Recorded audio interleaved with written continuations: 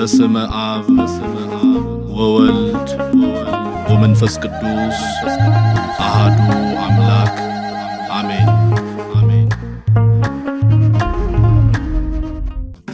ሰላም አሽራፍ እንዴት ነህ? አለን ሁሉ ሰላም። ድምጽ ታፍኗል። ድምጽ ታፍኗል። አይሰማም ድምጽ። አሁን መጣ። ፖይንቱን ሰፋ አድርገነው እንደ ውይይት ብናደርገውስ ምን ይመስላል? ውይይት አናደርግም። አንተ ማነህ ሲጀምር? ለውይይትም በቂ ነህ ብዬ አላስብምና ውይይት ሳይሆን እዚህ ጋር ትገባለህ፣ መጽሐፍ ቅዱስ ጥቅሶችን አነሳልሃለሁ፣ ጥያቄ ትጠየቃለህ፣ ከዛ ሐሳቡ ላይ ሙግታለህ የምትል ከሆነ ታቀርባለህ። በዛ መልኩ ነው የሚሄድ። ለውይይት ብቁ አይደለሁማ። ብቁ አይደለም። እዚህ እንታያለን በደንብ ተደራርገን ማለት። እሺ ክርስቶስ አምላክ ነው። ይሄ ደግሞ በእንትን ነው ስለ ለኔ ሰጠኝ ለአንተ ሰዓት እየሰጠሁህ ነው የምናወራውና እስኪ ተረጋጋ እንጂ ረጋ በልና እኛ ቤት ክርስቲያኖች ቤት ነው የመጣኸው። ከዛ በኋላ መጽሐፍ ቅዱስን አይደለ መጽሐፍ ቅዱስ ላይ አይደለ የምናወራው። አንድ ጥቅስ አነሳላለሁ፣ ከዛ ያንተ መረዳትና ያንተን እንትን ትሰጠኛለህ፣ ከዛ በዛ መሰረት የምንቀጥል ይሆናል ማለት ነው። ጥቅስ ልስጥ እኔም እጠይቃለሁ። ችግር የለውም። አይ እኔ ልጅ እኮ ነው፣ ቀስ በል ችግር የለውም። እንጠያየቃለን እኮ ትጠይቀኛለህ፣ እጠይቅሃለሁ። ብራዘር ደብል ስታንዳርድ እያልከ ነበርኩ ሳንገባ ደብል ስታንዳርድ እያልከ ነበር። ለምን ሲንግል ስታንዳርድ ታደርገዋለህ? ችግር የለውም። እጠይቃለሁ፣ ትጠይቀኛለህ፣ ችግር የለውም ወንድም፣ ችግር የለውም። የዮሐንስ ወንጌል ምዕራፍ 5 ቁጥር 19 ላይ አብ የሚያደርገውን ሁሉ ወልድ ደግሞ እንዲሁ ያደርጋልና ብሎ ጌታ ተናግሯል። አልባ እንደበዝ ምን ማለት ነው? እንደዛ ታምናለህ? ደንብ ነው ማምነው። አብ የሚያደርገውን ማን ያደርጋል አለ? አብ የሚያደርገውን ሳይሆን አብ የሚያደርገውን ሁሉ ወልድ ደግሞ እንዲሁ ያደርጋል። ችግር የለውም። ሁሉ የምትለውን አንጻራዊነት ታሳይሃለሁ። እሱን አብ የሚያደርገውን ሁሉ ማን ወልድም ያደርጋል አለ አይደለ? ጥቅሱ ላይ አንተ ተረጋጋ። እንትና ጠይቀኛል፣ ልመልስልህ ነው። ቆይ እሺ ቃሉ ይለው ምንም ደቂቃ ይሄ ልጅ የት የመጣ እየመሰለው ነው? የምን ደቂቃ ነው የምታወራው? ብራዘር ጠይቃለሁ። የማይሆን መስመር ላይ ገብተህ የማይሆን ነገር የምታቦካ ከሆነ መሀል ላይ አስቆማለሁ። ጥያቄ አብ የሚያደርገውን ሁሉ ወልድ ደግሞ እንዲሁ ያደርጋል ብሎ ተጽፏል። ይሄንን ታምናለህ አንተ? አዎ አልኩህ እኮ። በጣም ጥሩ፣ በጣም ናይስ። ስለዚህ አብ አምላክ እንደሆነ ሁሉን እንደሚያደርገው ሁሉ ወልድ ደግሞ ሁሉን ያደርጋል። አብ ምን እንደሆነ አብ አምላክ ሆኖ ሁሉን እንደሚያደርገው ሁሉን ማድረግ እንደሚችል ወልድ ደግሞ ሁሉን ማድረግ ይችላል። ሁሉ የሚለው ምንድነው አልኩህ ቅድም ሳወራክ። ሁሉ ማለት አረ ሁሉ ምንም ችግር የለውም። ሁሉን ማድረግ መጽሐፍ ሁሉ የሚለው አንጻራዊ መሆኑን አሳይሃለሁ እያልኩ ነው። ገና ማለት ነው። ሁሉ ማለት ምን ማለት ምን ማለት ነው በመጽሐፍ ቅዱስ በጠቅላላ ማለት። ስለዚህ አብ የሚያደርገውን በጠቅላላ ወልድ ደግሞ እንዲሁ በጠቅላላ ያደርጋል። መጽሐፉ ግን እኮ ይኸው ሁሉ አብ የሚያደርገውን ሁሉ ወልድ ደግሞ በቃ አሁን እንምጣ። ሁሉ ማለት ምን ማለት ነው? አሁን እንደሚያውስ በደንብ አይደል? ቆይ ተረጋጋ። ራስህ ያልከውን ነገር መልሰህ እንዳታጠፍ። ቆይ ያልከኝ እኮ አንተ ብቻ ልታወራ አይደለም አይደል? እኔም አንተም ልናወራ ነው አይደል? ሰው እንዲማር ነው ዋናው ዓላማ። ኦኬ ተረጋበልና ሰው እንዲማር ነው። ያልከውን ነገር ሪፍሬዝ ላድርግልህ፣ በኋላ ደግሞ ሐሳብ እንዳቀየር የሚሰሙ ሰዎችም ስላሉ አውቀዋለሁ እኮ ብራዘር። አብሽር አብ የሚያደርግ ተረጋጋ ብሮስኪ፣ ሚዩት ከማድረግ ተረጋጋና እንትን በለኝ። አብ የሚያደርገውን ሁሉ ወልድ ደግሞ እንዲሁ ነው የሚለው ያደርጋልና የሚለውን ነገር ለአሽራፍ ሰጠሁት። ታች ያላችሁ ሰዎች ሰምታችኋል። ሁሉ የሚለው ቃል ስነ አፈታት አለው አለ።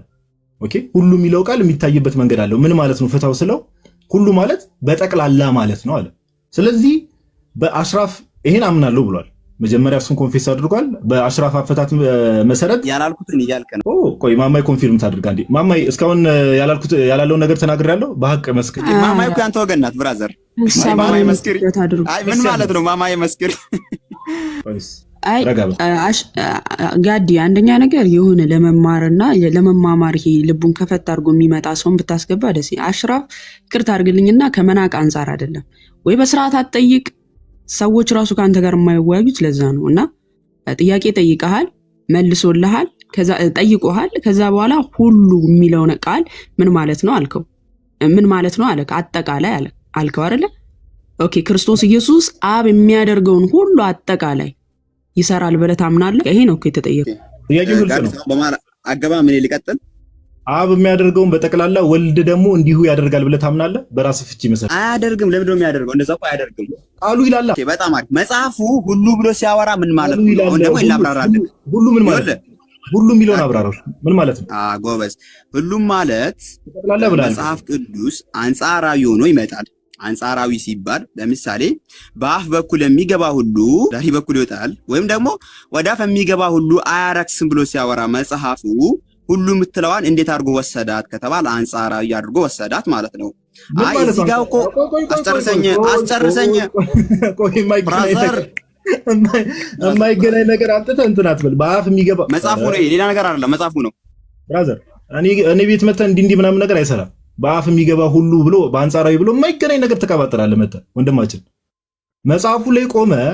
ኦኬ መጽሐፉ ላይ ቆመ። መጽሐፍ ቅዱሱ ላይ አብ የሚያደርገውን ሁሉ እንደውም እንግሊዝኛውንም ሄጄ ግሪኩንም ላሳየ ይችላል። ቆይ እንደውም አሁን አማርኛ ውስጥ ሁሉ የምትለው አንጻራዊ ነው ብለህ የማይገናኝ ነገር ለተለቀቀ ቅድም ያነሳው ልጥቅስ የምንድን ነው ጋዲሳ? ቅድም የመጽሐፍ ቅዱስ ጥቅስ አይደለም እንዴ? ረጋበልና እሺ ምን ላይ ነበር? ኦኬ ጆን እሺ አንዴ ታች እኔ ዋናው ዓላማዬ ባይዘዌይ ታች ያሉ ሰዎች እንዲሰሙ በቀጠሮ ብንሆን ማለት ነው። ጋዲ ደህና አድርጌ ብዙ ሰው አሰልምብህ ነበርኩ። እሺ ብትለኝ እምቢ ስላልክ ነው እንጂ አስወጣው። ይሄ ህፃን እኮ ነው ሲጀመር። እኔ እኮ ነፃ የሆነ ሰው ነው። ይቅርታ አድርጉልኝ ታች ያላችሁ ሰዎች። እኔ ሲጀምር ጤነኛ ጭንቅላት ያለው ሰው ወይ ትንሽ የሚያስብ ሰው ሙስሊም ይሆናል ብዬ አላስብም። ይቅርታ አድርጉልኝ። እነ ማናቸው እነ አይሻን ወደ ዘይነብ ይቀይርልናል። የኛ ጋር እየመጡ ከፍሩ ሙስሊሞችን ያሰልምልን፣ ያ ሻሃዳ ያስይዝልን ነበር።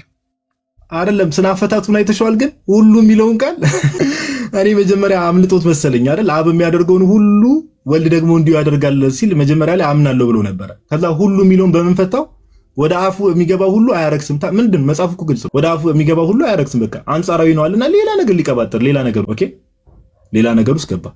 ሌላ በእውቀት ማውራት የሚችል ሰው ካለ ይግባ በእውቀት። ይሄ ትርጉም ከኪስ ምናምን ይዘው የሚመጡ ሰዎችን ባይዘወይ ገስት ባትልኩ መልካም ነው። ይሄ ትርጉም ከኪስ ማለት ዝም ብላችሁ እንደው የራሳችሁን ቃል ይዛችሁ መጣችሁ ሁሉ ማለት አንጻራዊ ነው ይልና በአፍ የሚገባ ሁሉ ይላል። ይቅርታ እኔ ሰው ላይ እንደዚህ መሳቅ አልፈልግም። እግዚአብሔር በሚያውቀው በጣም ይቅርታ እሺ። እንደዛ ሰውንም ምናምን መናቀም ወደ አይነት ሰው አይደለም። ግን አንዳንድ ሰው እንደው ይሄ ዝም ብሎ ልቡን አደንድኖ የሚመጣ ሰው አለ እና እንደዚህ አይነት ሰዎች ደግሞ ለመማማርም አስቸጋሪ። እሺ ሌሎች ሙስሊሞች ካላችሁ እሺ ሬዘር የሚል ዩዘር ኔም አለ አምናሹ እዮባ እንኳን ደህና መጣ። ጋዲ ሰላም ላንተ፣ ሁላችሁንም ሰላም ብያለሁ። ሰላም ክርስቶስ ይብዛ። አለን አምላክ ይመስገን። እንኳን ደህና መጣ። እሺ ሬዘር የሚል ዩዘር ኔም የት ቤተ እምነት ነው ወንድማት? ክርስቶስ ኢየሱስ አብ የሚያደርገውን ሁሉ ያረክሳል ስንል ያደርጋል አደርጋለሁ ብሎ ተናገረ ሲባል በአፍ የሚገባ ሁሉ ይላል። እዮባ እንዴት አየው ይሄን ንጽህ በአፍ የሚገባ ሁሉ ምንም የማይገናኝ ነገር ነው ሲጀምር ራሱ እኮ እንደው እሺ እንትን እዚች ላይ ማለት ነው እንትን ቁርአን ቨርስ ላይ የሚያነሷት ሐሳብ አለች። ቁርአን ላይ ኮንትራዲክት የሚያደርጉ ክፍሎች አሉ እነዚህ አይነት ማለት ነው። ለምሳሌ ከአላህ ሌላ ማንም አማላጅ የለም የሚሉ ሐሳቦች አሉ። ልክ እንደዚህ አይነት ኮንትራዲክት የሚያደርጉ ክፍሎችን እንዴት ነው የሚያስማሟቸው? አንጻራዊ ነው በሚል ነው ሐሳቡን ብሎክ የሚያደርጉት ማለት ነው።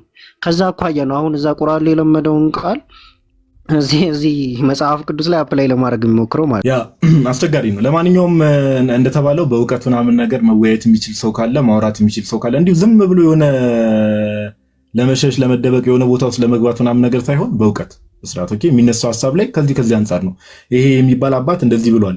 በእውቀት መወያየት የሚችል ሰው ካለ ገስት ይላክ። እንደዛ ለማድረግ ሞክሩ። ካልሆነ ከወንድሞችና ማማይ ማለት ከእህቶች ጋር አንዳንድ ሐሳቦችን እያነሳን የምንቀጥል ይሆናል። ናትሻ እንኳን ደህና መጣ። እንኳን ደህና ቆያችሁ። ጋዶ እንዴት ናችሁ? ከላይም ከታችም ያላችሁ ሁላችሁ ሰላም ብያለሁ። እንኳን አደረሰን። እንኳን ደህና መጣ አንተ ሰውዬ፣ እንኳን ደህና መጣችሁ። ዮባም ናቲም ያው አስቸጋሪ ነው መሰለኝ። እሺ ለማንኛውም ገስት መግባት የምትፈልጉ ሰዎች ምናምን ነገር ገስት መላክ ትችላላችሁ። ክርስቶስ ኢየሱስ አምላክ አይደለም ብላችሁ የምታምኑ ሰዎች እስከዛ ድረስ ግን ለወንድሞች እንግዲህ የገቡ ወንድሞች አሉ። ለዮባም አንድ ሁለት ጥቅስ አንስተህ እዛ ላይ ሪፍሌክት እንድታደርግ እድል ሰጣለሁ። ለናቲም እንደዛው አደርጋለሁ። ኦኬ ዮብ እንትን ይበልና ከዛ ማማይ ከዛ ናቲ እናደርጋለን። ቀጥሉ። በቃ እኔ ቤቱ ባለቤት ስለሆንኩ እድል ልስጣችሁ ለእናንተ። ቀጥሉ ዮብ። ያ ኦኬ ሶ ቅድም ማማይ አንድ ያነሳቸው ሐሳብ ስላለ እሱ አሪፍ ምሳሌ ይሆናል ብዬ አስባለሁ። ቁርአን ላይ ሁልጊዜ ሙስሊሞች የሚያመጡት ሐሳብ ምንድነው? አክቹአሊ ይሄ የክርስቶስ አምላክነት ተብሎ ሲነገር ሙስሊሞች ብቻ የሚያነሱት ሐሳብ አይደለም። ሌሎችም በክርስቶስ አምላክነት ላይ የማያምኑ ኦኬ ክርስቲያን ነኝ ብለው ራሱ የሚጠሩ ግን ክርስቶስን አምላክነት የማያምኑ ይኖራሉ። ኦኬ ግን የሚያነሱት ሐሳብ ምንድነው? ተመሳሳይ ሐሳብ ነው የሚያነሱት አብዛኞቹ። ሙስሊሞቹ ጋር ስንመጣ ግን ሁልጊዜ የሚያነሱት ሐሳብ ምንድነው? እኔ በቃሌ አምላክ ነኝ ብሎ የተናገረበትን አምጡ ብለው ነው የሚጠይቁት። በቃሉ ኦኬ ሊትራሊ የተናገረበትን እኔ አምላክ ነኝ ተገዙኝ ብሎ የተናገረበትን ብለው ነው የሚናገሩ። ኦኬ ይሄ ደግሞ ፍጹም ፋላሲ የሆነ ራሳቸውን ደግሞ ጭንቅላታቸውን የሚመታ ነው የራሳቸው ጥያቄ። ምክንያቱም በቁርአን ውስጥ ስንመለከት ወይ ደግሞ ቁርአን አወራረድ ስንመለከት በፍጹም መሐመድ ከአላህ ጋር የተገናኘበት ወይ ደግሞ ከአላህ መልእክት የተቀበለበት አንድም ቦታ የለም።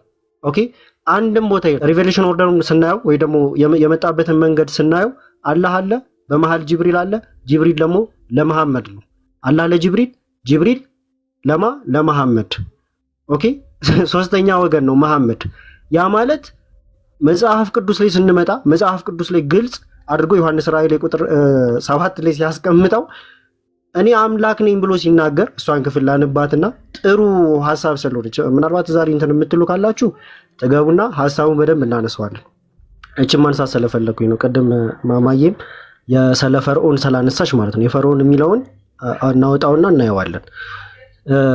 ራእይ 1:7 ላይ እነሆ ከዳመና ጋር ይመጣል፣ ዓይኑም ሁሉ የወጉትን ያዩታል፣ የምድር ወገኖች ሁሉ ስለርሱ ዋይ ዋይ ይላሉ። አዎን አሜን፣ ያለውና የነበረው የሚመጣው ሁሉን የሚገዛ ጌታ አምላክ አልፋና ኦሜጋ እኔ ነኝ ይላል ብሎ ያስቀምጣል። ተመልከቱ። ይሄንን አንዳንድ ሙስሊሞች ሎጂካሊ እንኳን የማይመጣ ነገር ይናገራሉ። ምክንያቱም ገና እንኳን ይሄንን ቢል እንኳን ይላሉ ገና ለሚመጣው ነው ይሄንን የሚናገረው ብሎ ያስቀምጣሉ። ነገር ግን በፍጹም ይሄ ስህተት ነው። እዛው ላይ ሲናገር እኮ ትክክል ኢሳይያስ 40 ላይ እኮ ቃል በቃል እግዚአብሔር ተናግሯል። ነገር ግን እዚህ ጋር ሲያስቀምጥ አልፋና ኦሜጋ ብሎ ሲናገር ያንንም የነበርኩ ወደፊትም የምኖር አሁንም ያለው አምላክ ነኝ ብሎ እየተናገረ እኮ ነው በግልጽ ማለት ነው። ይላል ብሎ ሲናገር የበፊቱንም አው በፊትም የነበርኩኝ አምላክ ሌላ አዲስ አምላክ አይደለም። ኦኬ ራሱ ፍጹም አምላክ እንደሆነ ሲናገር የሚገዛ ጌታ አምላክ አልፋና ኦሜጋ እኔ ነኝ ይላል ብሎ ሲናገር እናያለን። አይ ይሄንን እኮ ዮሐንስ ነው እየተናገረ ያለው በራእይ ካላችሁ መሐመድ አንድም ቦታ ኦኬ አንድም ቦታ ከአላህ ሊትራሊ ቃል ተቀብሎ አላህ ሊትራሊ የተናገረበት አንድም ቦታ ራሳችሁ ባመጣችሁት መስፈርት ራሱ ይወድቃል ማለት ነው። የራሳችሁ መስፈርት አይ አምላክ ነኝ ካለ ግዴታ አምላክ ነው ካላችሁ ደግሞ መጽሐፍ ቅዱስ ላይም እንዲሁም ቁርአን ላይ በጣም ብዙ ቦታ ላይ እኔ አምላክ ነኝ ብለው ሲናገሩ እናያለን። ያ ማለት ግን አምላክ ናቸው ማለት ነው? ኖ ወይ በፍጹም አይደለም። ፈርዖን በተደጋጋሚ እንደውም ፈርዖን የሚገርመው ነገር ምን ብሎ ነው የሚናገረው? እኔ ምንም አይመስልኝ ከኔ ሌላ አምላክ ያላችሁ አይመስለኝም ብሎ ነው የሚናገረው።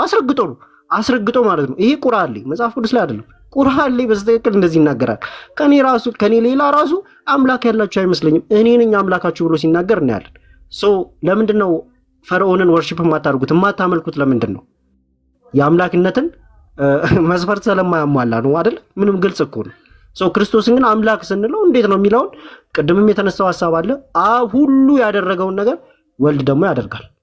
እንዲሁ ዓለማት የተፈጠሩት በማን ነው ስንል በልጁ በቃሉ። ኦኬ በልጁ በቃሉ። እንደው ቁርአንን ይዘን እችን አንዱን ሐሳብ እናንሳና አንድ ሐሳብ ላንሳና ዘን ሌሎቻችሁ ትቀጥላላችሁ። ምናልባት ቁርአን ልክፈትና አንዴ ይቅርታ ጋር አንዴ ቁርአን ላይ አስከፍቼ አንድ ጎል ለጎላ ኦኬ ሱራ 22:6 ላይ ምን ብሎ ያስቀምጣል? ሱራ 22 በጣም ይቅርታ ኔትወርክ ነው። ሱራ 22:6 ላይ ኦኬ ሱራ 22:6 ላይ ምን ብሎ ያስቀምጣል? ይህ አላህ እርሱ መኖር የተረጋገጠ ለእርሱም ሙታንን ሕያው የሚያደርግ እርሱም በነገሩ ሁሉ ላይ ቻይ በመሆኑ ነው ይላል። ተመልከቱ። ይህ አላህ እርሱ መኖር የተረጋገጠ እርሱም ሙታንን ሕያው የሚያደርግ እርሱም በነገሩ ሁሉ ላይ ቻይ በመሆኑ ነው ይላል። ኦኬ በነገር ሁሉ ቻይ ሁሉን ቻይ ኦኬ በቁርአኑ መሰረት ማለት ነው። ሙታንን ደግሞ የሚቀሰቅስ ሕይወት የሚሰጥ ነው ብሎ ይናገራል መጽሐፍ ቅዱሳችን። ስለዚህ ምን ይላል? ለምሳሌ ዮሐንስ ወንጌል ምዕራፍ 5 ላይ እዛው ጥያቄ የሚያነሱበት ክፍል ላይ ዮሐንስ ወንጌል ምዕራፍ 5 ቁጥር 28 እና 29 ላይ ስለ ክርስቶስ ሲናገር ተመልከቱ። በመቃብር ያሉት ሁሉ ድምፁን የሚሰሙበት ሰዓት ኦኬ ይመጣል። መልካም የሚያደርጉ ለሕይወት ትንሣኤ፣ ክፉ የሚያደርጉ ለፍርድ ትንሣኤ ይወጣሉ። በዚያ አትደነቁ ብሎ ይናገራል። ከላይ ደግሞ ስንመለከት ለሁሉ ኦኬ አብ ሕይወት እንደሚሰጥ ሁሉ ወልድም ደግሞ እንዲሁ ሕይወት እንደሚሰጥ ይናገራል። ኦኬ የሚገርመው ነገር ቁጥር 28 እና 29 ላይ የተጠቀሰውን ሐሳብ 28 እና 29 ላይ በመቃብር ያሉት ሁሉ ድምፁን የሚሰሙበት ሰዓት ይመጣል። መልካም የሚያደርጉ ለሕይወት ትንሣኤ፣ ክፉ የሚያደርጉ ለፍርድ ትንሣኤ ይወጣሉና በዚህ አትደነቁ። ክርስቶስ ኦኬ ይሄ ሁሉም የሆነው በማን ነው? በክርስቶስ 22:7 ላይ እዚህ ክፍል ላይ እታችኛው ላይ ስትወርዱ ምን ብሎ ያስቀምጣል? ሰዓቲቱን መጪ በእርሷ ፍጹም ጥርጣሬ የሌለባት በመሆኗ ኦኬ አንዴ አቡስ አይ እዚህ መቆየት ለእንትን ርዕስ ለጥፋ። እሺ አንድ ደቂቃ እሺ። ሶሪ ቀጥል ይባ ተረጋጋ። እዚህ ጋር ሲያስቀምጥ ምን ብያቸዋለሁ? ይህ አላህ እርሱ መኖር የተረጋገጠ እርሱም ከሙታን ሕያው የሚያደርግ እርሱም በነገሩ ሁሉ ላይ ቻይ መሆኑ ነው።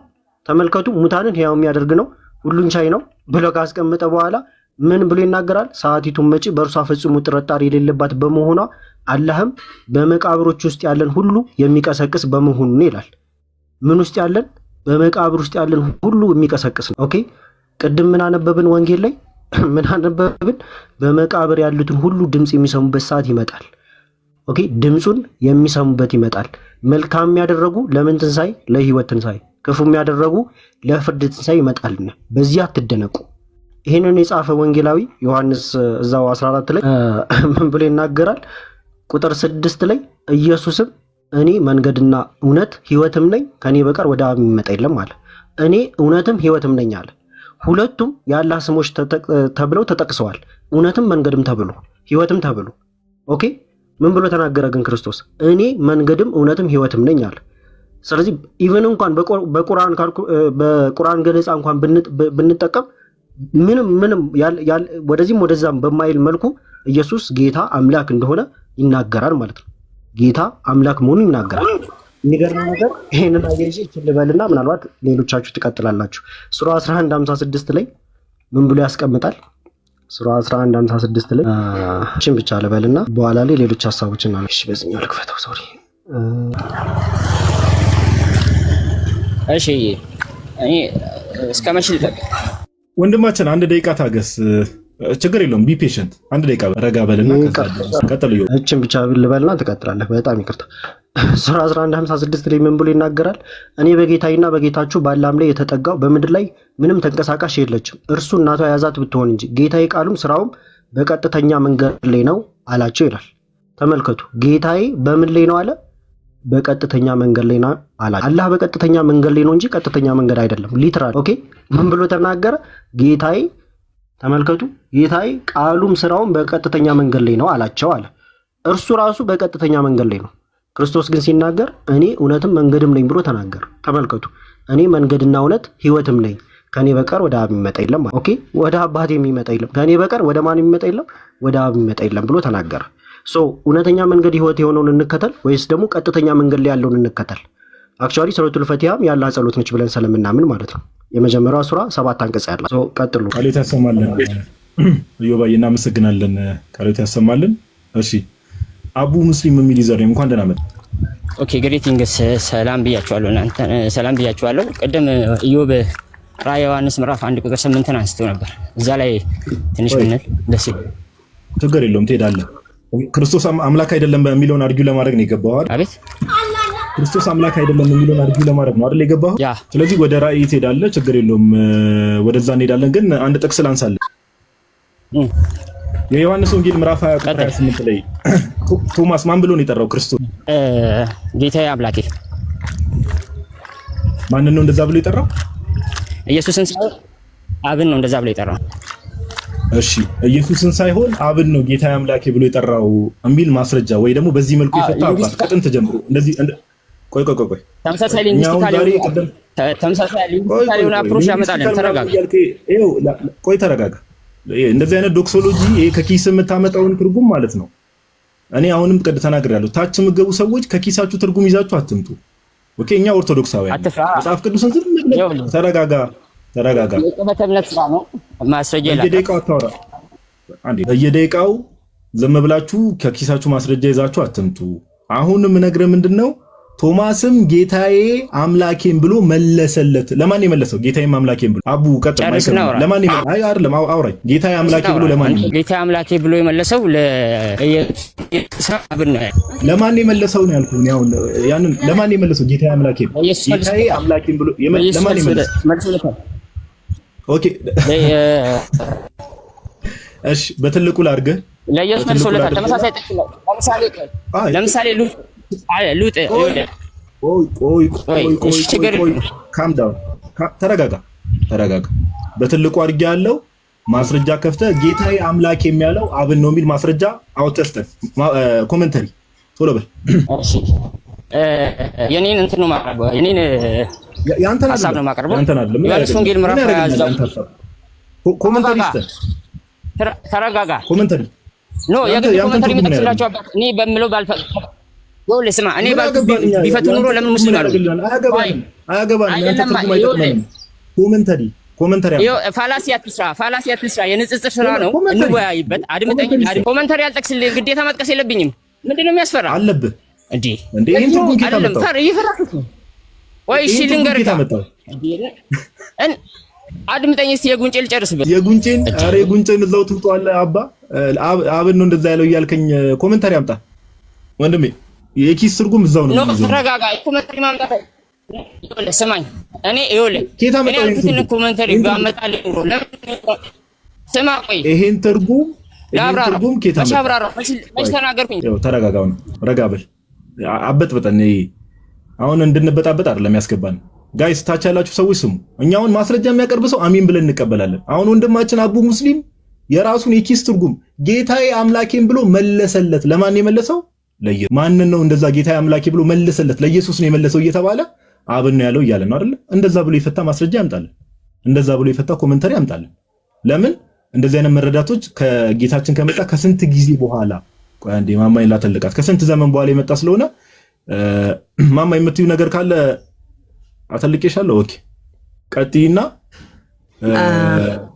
ቀጥይ እሺ ያው ኮሜንታሪ ምናልባት ማያ ከሆነ ኮሜንታሪ እንደዚህ ነው አውጣልን እያልንክ ያለ ነው እንደዚህ ብሎ ያብራራ አንድ አባት ማለት ነው ወደ ጥቅሱ ተመልሰን ግን እስቲ በጥቅሱ ላይ እናስጨርሰውና ከዛ ያው ኮሜንታሪ አያመጡም በርግጥ የራሳቸውን ትርጉም እናስረዳ ነው የሚሉት ትርጉምህን ኪስት ይዟል ወንድማችን ያንተ ትርጉም ለኛ ክርስትናችን ዶክትሪን አይደለም የኛ ትምርታችን በአባቶች ነው የሚመዘነው በአባቶች ነው የሚተረጎመው መጽሐፍ ቅዱሳችን አንተ የምትተረጉመውን ያው ለኪስት አደርገዋለሁ ማለት ነው እንግዲህ ቶማስ የክርስቶስ ኢየሱስን ትንሳኤ ባለማመኑ ነው ቃል በቃል እንቀጥላለን በአውዱ መሰረት ማለት ነው የኢየሱስ ክርስቶስና የቶማስን ንግግር እናስቀጥልና ከወንድማችን ጋር እንጠያየቅ እንዲህ ይላል ቁጥር 21 ጀምሮ ኢየሱስ ዳግመኛ ሰላም ለእናንተ ይሁን ብሎ እንደላከኝ እኔ ደግሞ እልካችኋለሁ አላቸው ይህም ብሎ እፍ አለባቸው መንፈስ ቅዱስ ተቀበሉ ኃጢአታቸው ይቅር ያላችኋቸው ሁሉ ይቅርላቸው የያዛችሁባቸው ተይዞባቸዋል አላቸው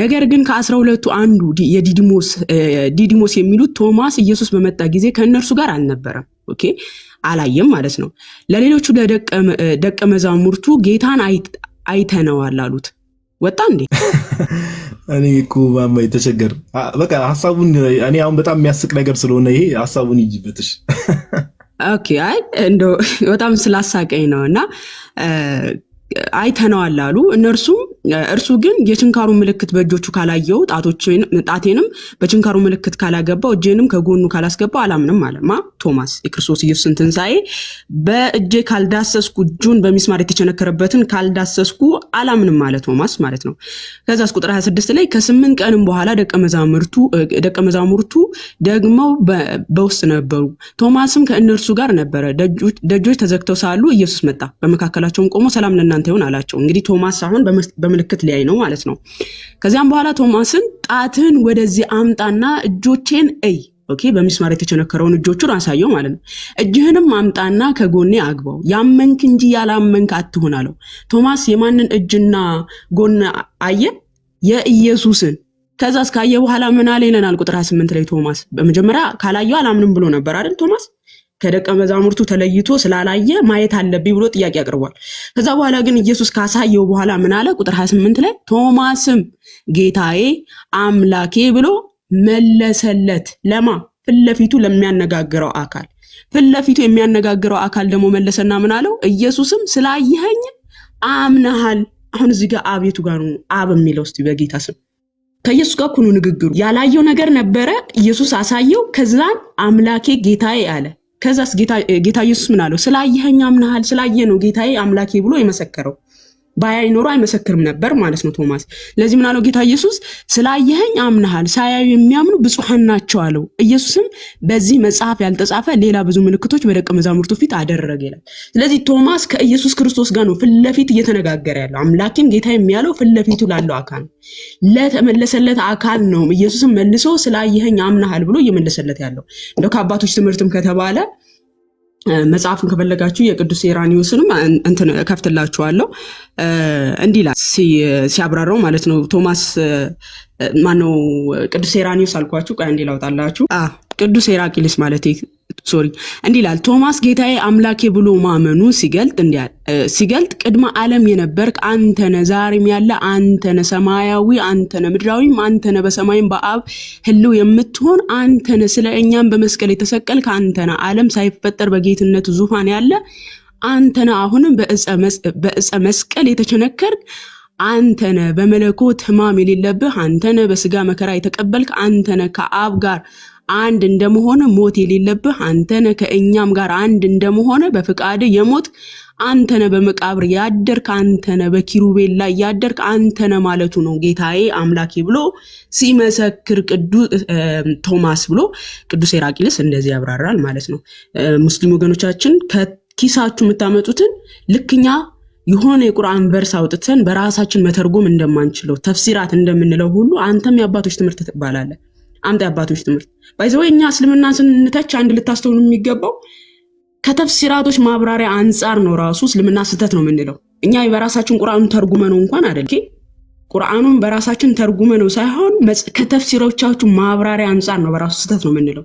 አንተ እስቲ ተፍሲራቱ ላይ ሄደ አብራርተ ማለት የአባቶች ትምህርት ላይ ጥያቄ ካለ ጠይቀን የራስን ማብራሪያ ኪስ ያዘው እኛ ምን ያደርግልናል? እኛ አንተ ማብራሪያ ምን ሊያደርግልን እንጠቀምበታለን? ሲጀምር እና በመጽሐፍ ቅዱስ ራሱ እንደው መሞገት የማይችሉት ነገር ነው የአባቶች ትምህርት እንትን ባይ ቀጥል ጋዲ ካለት ያሰማል ማማይ አይ ምንም ማይ ሎርድ ኤንድ ማይ ጋድ ነው የሚለው ላይክ እንግሊዘኛው ግሪኩን ሜዳችሁ ውስጥ ተመለከቱ ዘ ሎርድ ኦፍ ሚ ዘ ጋድ ኦፍ ሚ እያለ ነው ሴድ ቱ ሂም ነው የሚለው መለሰለት። አስባችሁታል ጋይስ? ዮሐንስ ወንጌል ምዕራፍ 20 ላይ ያለውን ክፍል ኢማጂን ላይክ ሲኑን ላሳያችሁ። ሙስሊሞች እንደሚሉ ሲሆን ማለት ነው ትርጉም ከኬስ ነው ኦፍ ኮርስ እንደምታውቁት ሙስሊሞች እንደሚሉ ሲሆን እንዴት ነገር ሊሆን እንዴት አይነት ነገር ይሆናል መሰላችሁ? አንድ ሰው አለ እዚህ ጋር የሆነ ኮሜንት ይያል ምን ይሆናል መሰላችሁ? ጌታችን ቶማስ አለ፣ በደንብ አስተውሉ። ቶማስ አለ፣ ጌታችን ኢየሱስ አለ። ናነካ እንዳሰኛለው ቶማስ ክርስቶስ ኢየሱስን ከነካው በኋላ በሙስሊሞች ማይንድ ሴት ጌታዬ አምላኬ ብሎ መለሰለት ይላል እኮ መጽሐፉ። ደግሞ እዛው ነው የሚይዘው said to him ነው የሚለው። ከዛ ክርስቶስ ኢየሱስ እንደውም መለስ አድርጎ አንተ አይተ አምናሃል። ሳያዩ የሚያምኑ ሳያዩ ምን የሚያምኑ ምን ብለው የሚያምኑ ጌታዬ አምላኬ ብለው የሚያምኑ እርሱ ነክቶን ያመነ አይቶን ያመነው ዳሶን ያመነው ሳያዩ የሚያምኑ ግን ብፁዕ አለ። ስለዚህ ይሄ አብ ነው የሚለው ነገር ትርጉም ከኪስ ነው። ኦኬ ትርጉም ከኪስ ነው። የዮሐንስ ራእይ ምዕራፍ 1 ቁጥር 8 ላይ የወጉት ሁሉ ያዩታል የሚለውን አብ ነው ብለው የሚፈቱ ሰዎች ትርጉም ከኪስ። ክርስቲያኖች ሁሌም አንድ ማወቅ ያለባችሁ ነገር እንዲህ እንትና ነው ብለው ለማወዛገብ ሲሞክሩ እንዲህ ብሎ ይፈታ ሰው ከዛ ባለፈ የራሳቸው የኪስ ትርጉም ይሆናል ማለት ነው። እሺ አቡኪ እንኳን ደህና መጣ። አቡኪ የሚል ዩዘር ኔም ገብታል መሰለኝ። እንኳን ደህና መጣ። ማይክ ሚውት ነው ሜቢ ያወራ። አሁን ደግሞ ፖዝ አድርጋ አላህ አቡ ከሌለ እንግዲህ አላህ አቡኪ የሚል ዩዘር ኔም ወንድማችን ልታዝግ ነው የገባው። ላስወርድ ሙስሊሞች ገስት ላኩና ከዛ በኋላ እናወራለን። ክርስቶስ ኢየሱስ የባህሪ አምላክ አይደለም የምትሉ ግቡና እናወራለን። ለዚህ እናስወርደው ማለት ነው። በቃ መስለኝ ሪፖርት ለማድረግ ነው መስለኝ። እኔ አሁን ያስገባሁት ሙስሊም ይሁን አይሁን አላውቅም። የሆነ ሰው ገብቷል። አና ሚናናም የሚል ዩዘር ኔም አላ ኦኬ ኦርቶዶክስ ነው ኦርቶዶክስ ጥያቄ አለ ሜቢ ውስጥ ጠይቅ። እሺ ስለዚህ ማማዬ በቃ አንድ ሁለት ሐሳቦችን እንድታነሺ አንድ ሁለት ጥቅሶችን አንስተሽ ሪፍሌክት እንድታደርጊ የክርስቶስ አምላክነትን የሚያሳዩ ነገሮች ላይ ሜቢ ከቁርአኑም ደግሞ ኮምፓራቲቭ የሆነ ነገር ማንሳት የምትችይ ከሆነ እድሉ ልስጥሽ ማማዬ። ቀደም ኢዮባም የተወሰነ ስላለ በትልቁ ላድርግሽና ቀይ ነገር እንዴት ነው ሁለት ሰው ማተልቅ ይችላል። ማማ ያለ አለው ጋዲ እሺ መቀጠል ትችያለሽ የሚመችሽ ከሆነ ማለት ነው።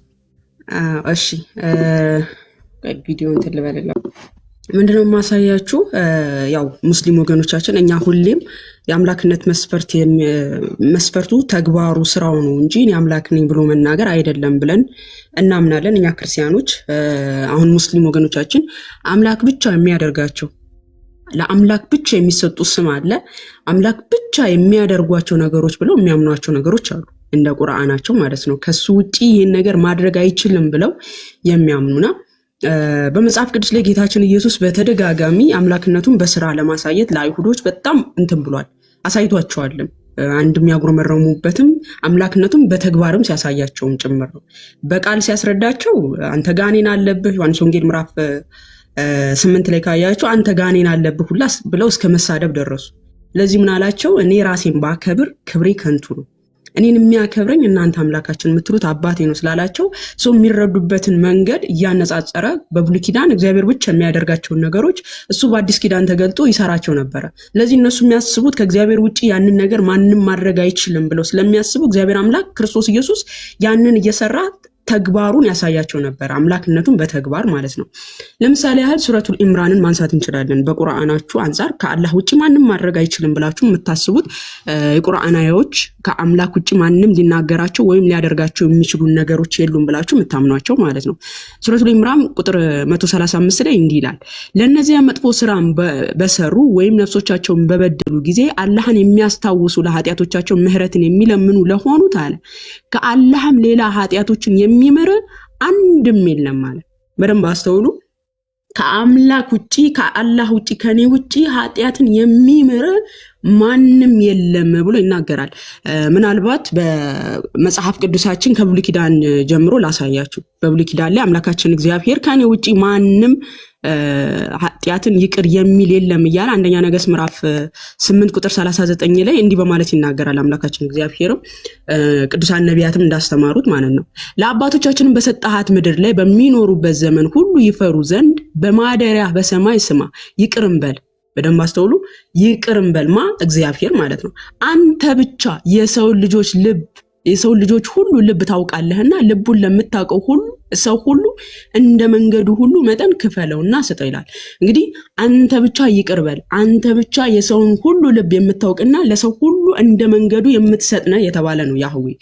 ከያህዌ ውጪ የሰው ልጅ ኃጢአት ይቅር የሚል የለም፣ የሰውንም ልብ የሚያውቅ የለም ማለት ነው። እንዲሁም ደግሞ ለሰዎች ፍርድን የሚሰጥ ከያህዌ ውጪ ማንም የለም። ለዚህ አይሁዳውያን ይሄን ይረዳሉና ጌታችን ኢየሱስ ደግሞ በተግባር ሲያሳያቸው ልክ አሁን በቁርአን ላይ ያሳዩአችሁ ከአላህ ውጪ ማንም ኃጢአትን መማር የሚችል የለም ይለናል ቁርአኑ። ይሄ ሙስሊም ወገኖቻችንን ብንጠይቃቸው ከአላህ ውጪ የሰው ልጅ ኃጢአት ስርየት ማድረግ የሚችል ፍጡር አለ ብለን ብንጠይቃቸው ኖ ነው የሚሉት፣ አላህ ብቻ ነው የሚሉት።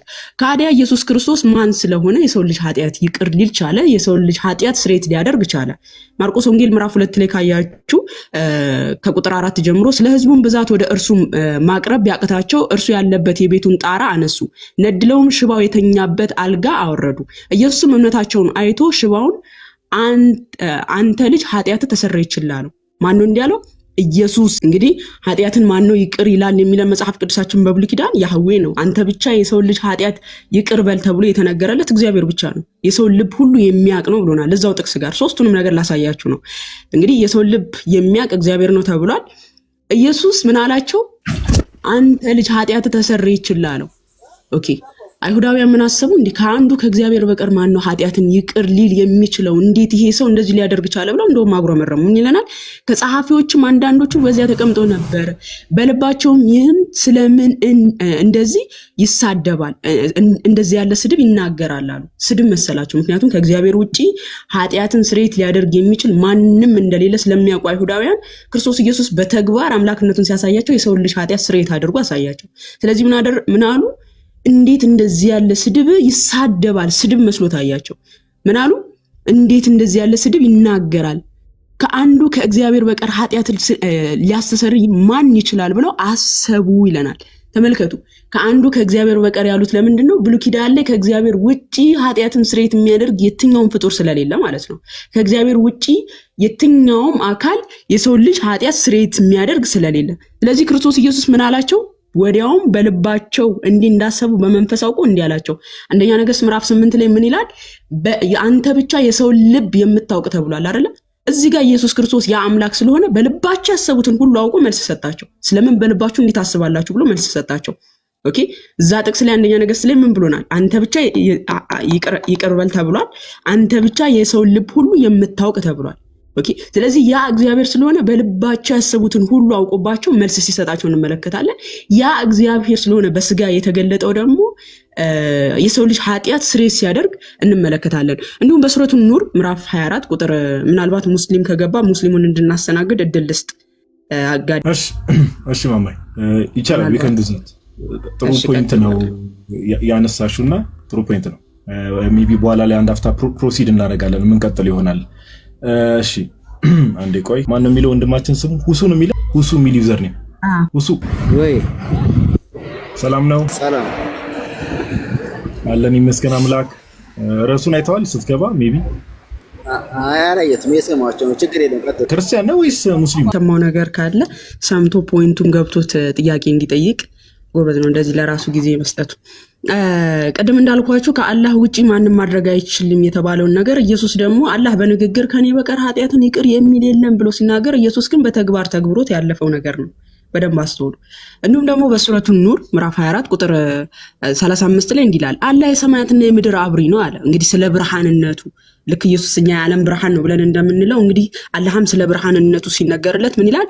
አላህም የሰማይና የምድር አብሪ ነው። የብርሃኑ ምሳሌ በውስጧ መብራት እንዳለባት ዝግ መስኮት፣ በመብራቱ በብርጭቆ ውስጥ የሆነ ብርጭቆይቱ ፍጹም ሉላዊ ኮከብ የምትመስል ምስራቃዊ ምዕራባዊ ካልሆነች ከተባረከች የወይራ ዛፍ ዘይቷ እሳት ባይነካውም እንኳን ሊያበራ የሚቀርብ ከሆነች ዘይት የሚቃጠል እንደሆነ መብራት ነው አለ። እንግዲህ የሁሉ ምሳሌ ምንድነው? አላህ የዓለም ብርሃን ነው የሚለውን ለማሳየት ነው። ገብቷቸዋል? መብራት ነው አለ። ኦኬ፣ ይህ በብርሃን ላይ የሆነ ብርሃን ነው አለ። እንግዲህ አላህ ብርሃን ነው እየተባለ ነው። አሁን በደንብ አስተውሉ። ይሄ ቃል የተነገረው መቼ ነው? በ7ኛው ሴንቸሪ መሐመድ መጥቶ በወረደለት የቁርአን አያ ነው አላህ የዓለም ብርሃን ነው የሚባለው ቃል የተነገረው። እኛ ግን በ7ኛው ሴንቸሪ በፊት ኢየሱስ በምድር ላይ በተመላለሰ ሰዓት ሐዋርያቱ የዳሰሱት ያዩት ሐዋርያት ያዩት እንኳን ቅዱሳን ሐዋርያት ጌታችን ኢየሱስ ምን ብሏል? ዮሐንስ ወንጌል ምዕራፍ 8:12 ላይ ደግሞም ኢየሱስ እኔ የዓለም ብርሃን ነኝ፣ የሚከተለኝ የህይወት ብርሃን ይሆንለታል እንጂ በጨለማ አይመላለስም ብሎ ተናገራችሁ። ኢየሱስ አስቀድሞ እኔ የዓለም ብርሃን ነኝ ብሏል። ስለዚህ አላህ መጥቶ እኔ ምሳሌውንም የወይራንም የምንንም አድርጎ እኔ ከዚህ የሚበልጥ ብርሃን ነኝ ቢለን ምንም ኢየሱስ እኔ የዓለም ብርሃን ነኝ ብሎ ሊያውም ብርሃንነቱን በተግባር አሳይቶን ሄዷል አይደል? በተግባር አሳይቶን ሄዷል። አሁን የዓለም ብርሃን ይሄ ከአላህ ውጪ ሊባል የሚችል አካል አለ ወይ ብላችሁ ብትጠይቁ አላህ ብቻ ነው የሚባለው ከተባለ ኢየሱስ እኔ የዓለም ብርሃን ነኝ ብሎ ተናግሯል። አንድ ፍጡር እኔ ምናልባት የሐዋርያቱን አነጻጽራችሁ ሐዋርያቱም እኮ የዓለም ብርሃን ናቸው የሚለው ልታመጡ ትችላላችሁ። ሐዋርያት የተባሉበትና ኢየሱስ የተባለበት አውድና ኮንቴክስት ይለያያል ማለት ነው። መዝሙረኛው ዳዊት አስቀድሞ ይሄንን ቃል ተናግሮታል በጣም በሚያስገርመው ሁኔታ ማለት ነው። መዝሙር 27 ላይ ዳዊት ምን ብሏል? እግዚአብሔር ብርሃኔና መድኃኒቴ ነው፣ የሚያስፈራኝ ማን ነው? እግዚአብሔር በሕይወቴ መታመኛዋ ነው፣ የሚያስደነግጠኝ ማን ነው ብሏል። እግዚአብሔር ምኔ ነው ብሏል? ብርሃኔ ነው ብሎናል። ስለዚህ ብርሃን የሆነው ክርስቶስ ኢየሱስ ምን አለ? እኔ የዓለም ብርሃን ነኝ አለ በስጋ መጥቶ። ዳዊት የተቀኘለት ያ እኔ የማመልከው አምላኬ ብርሃን ነው ያለው አምላክ በስጋ ተገልጦ እኛ በመካከላችን ሆኖ ደግሞ በሐዋርያት መካከል ሆኖ ደግሞ ምን አለ? እኔ የዓለም ብርሃን ነኝ በማለት ሲናገር እንመለከተዋለን። እንግዲህ ይሄንን ሊናገር የሚችል አንድ ፍጡር የለም። ኦኬ፣ ብርሃን ሆኖ በተግባር አሳይቶ ማለት ነው። ሊያውም በሱረቱ ለሐጅ ምዕራፍ 22 ቁጥር 6 ላይ እንዲላል ይህ አላህ እርሱ መኖሩ የተረጋገጠ ነው፣ እርሱ ሙታንን ሕያው የሚያደርግ እርሱም በነገሩ ሁሉ ላይ ቻይ በመሆኑ ነው አለ። እንግዲህ አላህ ሙታንን ሕያው እንደሚያደርግ ይናገራል። ኦኬ፣ ከሱ ውጪ እንግዲህ ሙስሊም ወገኖቻችን ሙታንን ሕያው ማድረግ የሚችል ፍጡር አለ ወይ ብለን ብንጠይቃቸው ኖ ማንም የለም፣ አላህ ብቻ ነው ሙታንን ሕያው ሊያደርግ የሚችለው የሚል አይነት ነገር ነው የሚመልሱልን እንጂ መሐመድ ሕያው ሊያደርግ አይችልም፣ ሌሎች ነቢያት የምትሏቸው ሕያው ሊያደርጉ አይችሉም። ከሙታን የሚቀሰቅሱት ማን ነው? አላህ ነው ብላችሁ ነው የምታምኑት። ታዲያ ይሄንን ሳንሰማ በፊት እኛ ክርስቶስ ኢየሱስ ምን ብሎናል? ሐዋርያቱ እየዳሰሱት እያዩት ምን ብሎናል ብለን ስንመለከት አስቀድሞ ክርስቶስ ኢየሱስ ምን ብሏል? ስጋዬን የሚበላ ደሜን የሚጠጣ የዘላለም ሕይወት አለው፣ እኔም በመጨረሻ ቀን አስነሳዋለሁ ብሎ ተናገረ። ሕያው የሚያደርግ ማን ነው? እኔ ነኝ ሕያው የማደርጋችሁ፣ እኔ ነኝ የማስነሳችሁ ብሎ የነገረን ማን ነው? ጌታችን ኢየሱስ ነው። አላህም መሐመድም ጅብሪልም የሚባሉ አካሎች ሳይመጡ በፊት ማለት ነው።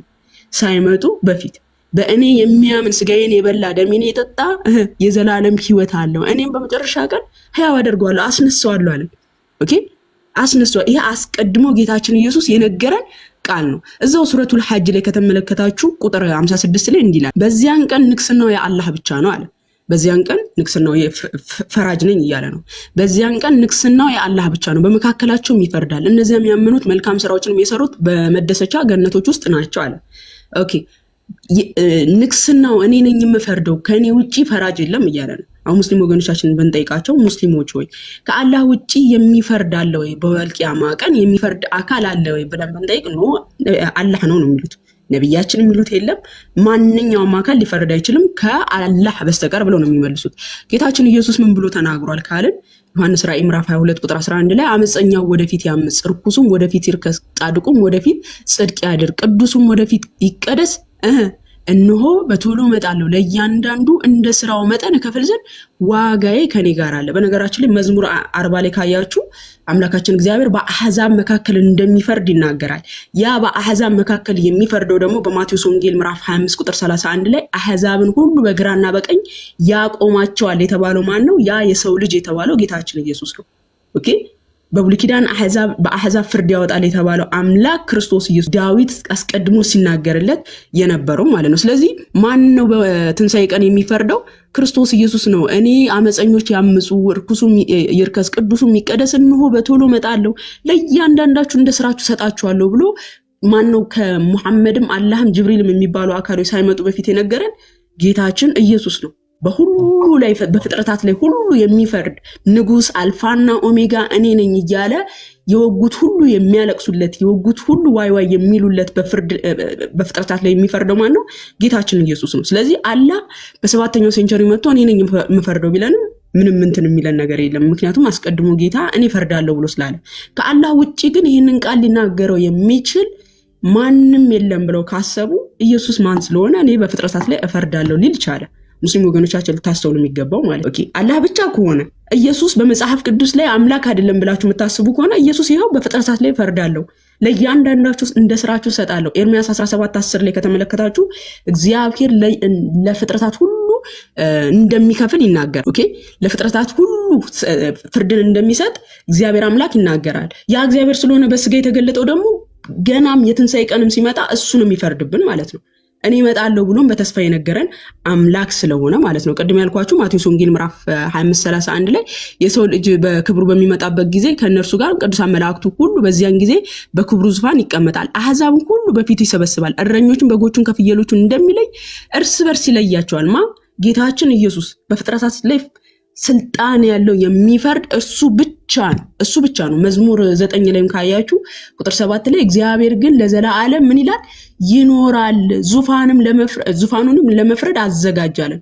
እርሱም ዓለምን በጽድቅ ይፈርዳታል፣ ከአሕዛብም በቅንነት ይዳኛቸዋል አለ። አሕዛብን በቅንነት ይዳኛቸዋል የተባለው ማን ነው?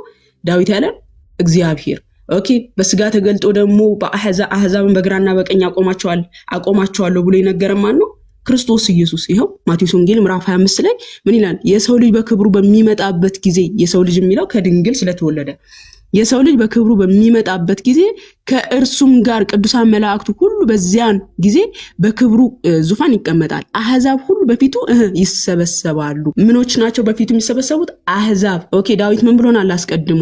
እሱ ፍርዱን አዘጋጀ፣ እግዚአብሔር ግን ለዘላለም ይኖራል፣ ዙፋኑም ለፍርድ አዘጋጀ ካለ በኋላ እርሱም ዓለምን በጽድቅ ይፈርዳታል፣ አሕዛብንም በቅንነት ይፈርዳቸዋል። ይዳኛቸዋል። ኦኬ ዳዊት የተቀኘለት አምላክ ስለሆነ በስጋ የተገለጠው እንደገናም ደግሞ መጥቼ መፈርዳለሁ እያለ ያለው ያ አምላክ ስለሆነ ማለት ነው። አሁን ሙስሊም ወገኖቻችን ከቁርአናቸው አንፃር ማሳያችሁ ለምንድነው ከአምላክ ውጪ ማንም ሊናገረው አይችልም ብላችሁ የምታስቧቸውን ነገሮች ኢየሱስ ተናግሯቸዋልም አድርጓቸዋልም የሚለውን ላስይዛችሁ ስለፈለግኩ ነው። አሁንም እዛው ሱረቱል ሐጅ ቁጥር 7 ላይ እንዲላል ሰዓቲቱ መጪ በእርሷን ፈጽሞ ጥርጣሬ የሌለባት በመሆኗ አላህም በመቃብሮች ውስጥ ያለን ሁሉ የሚቀሰቅስ በመሆኑ ነው አለ። አሁን ደግሞ ፍጥረታትን ሁሉ የሚቀሰቅስ ያው እንደቀድሞ ሕያው የሚያደርግ በሚለው እዚህ ጋር ደግሞ የሚቀሰቅስ እንደሆነ ይነግረናል። ፍጥረታትን እንደሚቀሰቅስ ማለት ነው። ከአላህ ውጪ ፍጥረታትን የሚቀሰቅስ አለ ወይ ብለን የምንጠይቃችሁ ነው አላህ ብቻ ነው ፍጥረታትን የሚቀሰቅሰው ብላችሁ ነው የምታምኑት። ጌታችን ኢየሱስ ግን ምን ብሎናል? ዮሐንስ ወንጌል ምዕራፍ 5 ቁጥር 25 ጀምሮ እውነት እውነት እላችኋለሁ ሙታን የእግዚአብሔርን ልጅ ድምጽ የሚሰሙበት ሰዓት ይመጣል። የማንን ልጅ? የእግዚአብሔርን ልጅ ኦኬ ድምጽ የሚሰሙበት ሰዓት ይመጣል። እርሱም አሁን ነው፣ የሚሰሙትን በህይወት ይኖራሉ ካለ በኋላ ቁጥር 29 ጀምሮ ምን ይላል? በመቃብር ያሉት ሁሉ ድምጹን የሚሰሙበት ሰዓት ይመጣል። በመቃብር ያሉት ሁሉ ድምጹን የሚሰሙበት ሰዓት ይመጣል። መልካምም ያደረጉ ለህይወት ትንሣኤ፣ ክፉም ያደረጉ ለፍርድ ትንሣኤ ይወጣሉና በዚህም አታድንቁ አለ ጌታችን ኢየሱስ። የማንን ድምጽ ሲሰሙ ነው ሙታን የሚቀሰቀሱት? የእግዚአብሔርን ልጅ የኢየሱስ ክርስቶስን ድምጽ ሲሰሙ ነው ሙታን የሚቀሰቀሱት ማለት ነው። አሁን በቁርአናቸው አንፃር ከአላህ ውጪ ማንም የለም። ከአላህ ውጪ ይሄንን ሊያደርግ የሚችል ማንም የለም ብላችሁ ነው የምታምኑት። ካዲያ ኢየሱስ ክርስቶስ ማን ስለሆነ እንደዚህ ብሎ ሊናገር ቻለ? ሊያው መሐመድ ለኛም እድል ስጪና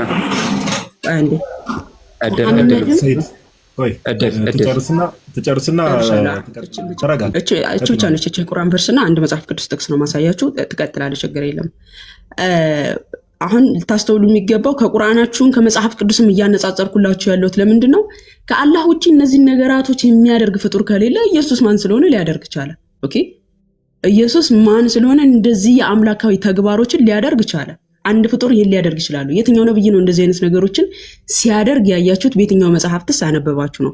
እዛው በሱረቱል ሐዲድ ምዕራፍ 57 ቁጥር 3 ላይ እንዲህ ይላል። ቁጥር 2 ላይ የሰማያትና ቁጥር 3 ላይ እርሱ ኋላ ቀሪ አወል ወላ ይሄ ከረም የሚለው ማለት ነው። የመጀመሪያውም የመጨረሻውም እኔ ነኝ ብሎ የተናገረበት ማለት ነው።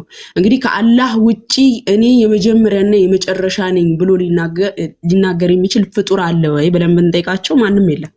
ኦኬ፣ አላህ ብቻ ነው ይሄንን ሊናገር የሚችለው። እንደውም ከአላህ 99 ስሞች ውስጥ ምናልባት ከፈለጋችሁ ላሳያችሁ እችላለሁ። የአላህ 99 ስሞች እነዚህ ላስቆጥራችሁ እችላለሁ። እነዚህ የአላህ 99 ስሞች ከነዚህ ውስጥ ምን አይነት ስም አለው? አልአወል ወአልአኺር የሚል የመጀመሪያውም የመጨረሻው እኔ ነኝ የሚል ስም አለው። ይሄ የኢየሱስ ነው። ጌታችን ኢየሱስ ምን ብሎ ተናግሯል? በዮሐንስ ራእይ ምዕራፍ 22 ላይ ከተመለከታችሁ ምዕራፍ 22 ቁጥር 13 ላይ ይሄው አልፋና ኦሜጋ ፊተኛውና ኋለኛው መጀመሪያውና መጨረሻው እኔ ነኝ። ኦኬ፣ ሳይመጣ አላህም መሐመድም ጅብሪልም ሳይመጡ በፊት ጌታችን ኢየሱስ በዮሐንስ አድሮ ምን ብሏል? አልፋና ኦሜጋ ፊተኛውና ኋለኛው መጀመሪያውና መጨረሻው እኔ ነኝ በማለት ጌታችን ኢየሱስ እርሱ ጅማሬ የሌለው እርሱ ዓለሙን የሚያሳልፍ እንደሆነ ተናግሯል። ኦኬ፣ ይሄ ከአላህ 99 ስሞች ውስጥ በራሱ ይሄ ስም አለው አላህ። ይሄ አሁን የኢየሱስ ነው፣ ከኢየሱስም የተወሰደ ስለሆነ ማለት ነው። ስለዚህ አሁን ልትይዙ የሚገባው ምንድነው? ከአላህ ውጪ ማድረግ የማይቻላቸው ነገሮች፣ አላህ ብቻ ሊያደርጋቸው የሚገቡትን ነገሮች ኢየሱስ እንዴት አደረጋቸው? እንዴት ሊናገራቸው ቻለ? ማን ስለሆነ እንዲህ ሊናገራቸው ቻለ? ከአምላክ ውጪ ይሄንን ማለት አይችልም ብላችሁ መስፈርት ካቀረባችሁ ይሄንን ካለ ኢየሱስ ኮርስ አምላክ ነው ማለት ነው። እና ይሄንን ለማሳየት ነው። ቀጥሉ። ቃልት ያሰማልን ማማይ። በጣም ደስ የሚል ማብራሪያ ነው። ያው ይሄን ንጽጽሩ እስልምናው ላይ ያለውንም ነገር ምንድነው ክርስቶስ ኢየሱስ ጀስት ሰው ብቻ እንዳልሆነ ለማሳየት ነው። ማማይ እነዚህ ነገሮችን ስታነሳ የነበረው ለምን እነዚህ አይነት ነገሮች ለሰው ብቻ የሚደረጉ ነገሮች ስላሉ ነው። እሺ ወንድማችን ሰይድ እንኳን ደህና መጣ። እንኳን ደህና ቆያችሁ። አለን ይመስገን አምላክ። እሺ ርዕሱን ተመልክተዋል። ክርስቶስ አምላክነት ላይ ነው እያወራን ያለ ነው። ክርስቶስ አምላክ አይደለም ብለን ነው የምታምነው በመጽሐፍ ቅዱስ? ክርስቶስ አምላክ አለመሆኑን ነው። አጠር ያለ ጥቅስ አለች፣ ብዙም አናጨናንቃችሁም። ዮሐንስ ወንጌል ምዕራፍ 1 ቁጥር 18 ላይ ነው የተቀመጠው። መቼስ ቢሆን እግዚአብሔርን ስንኳ ያክል ያየው የለም ይላል። በእቅፉ ያለው አንድ ልጁ ስለ እርሱ ተረከ ይላል።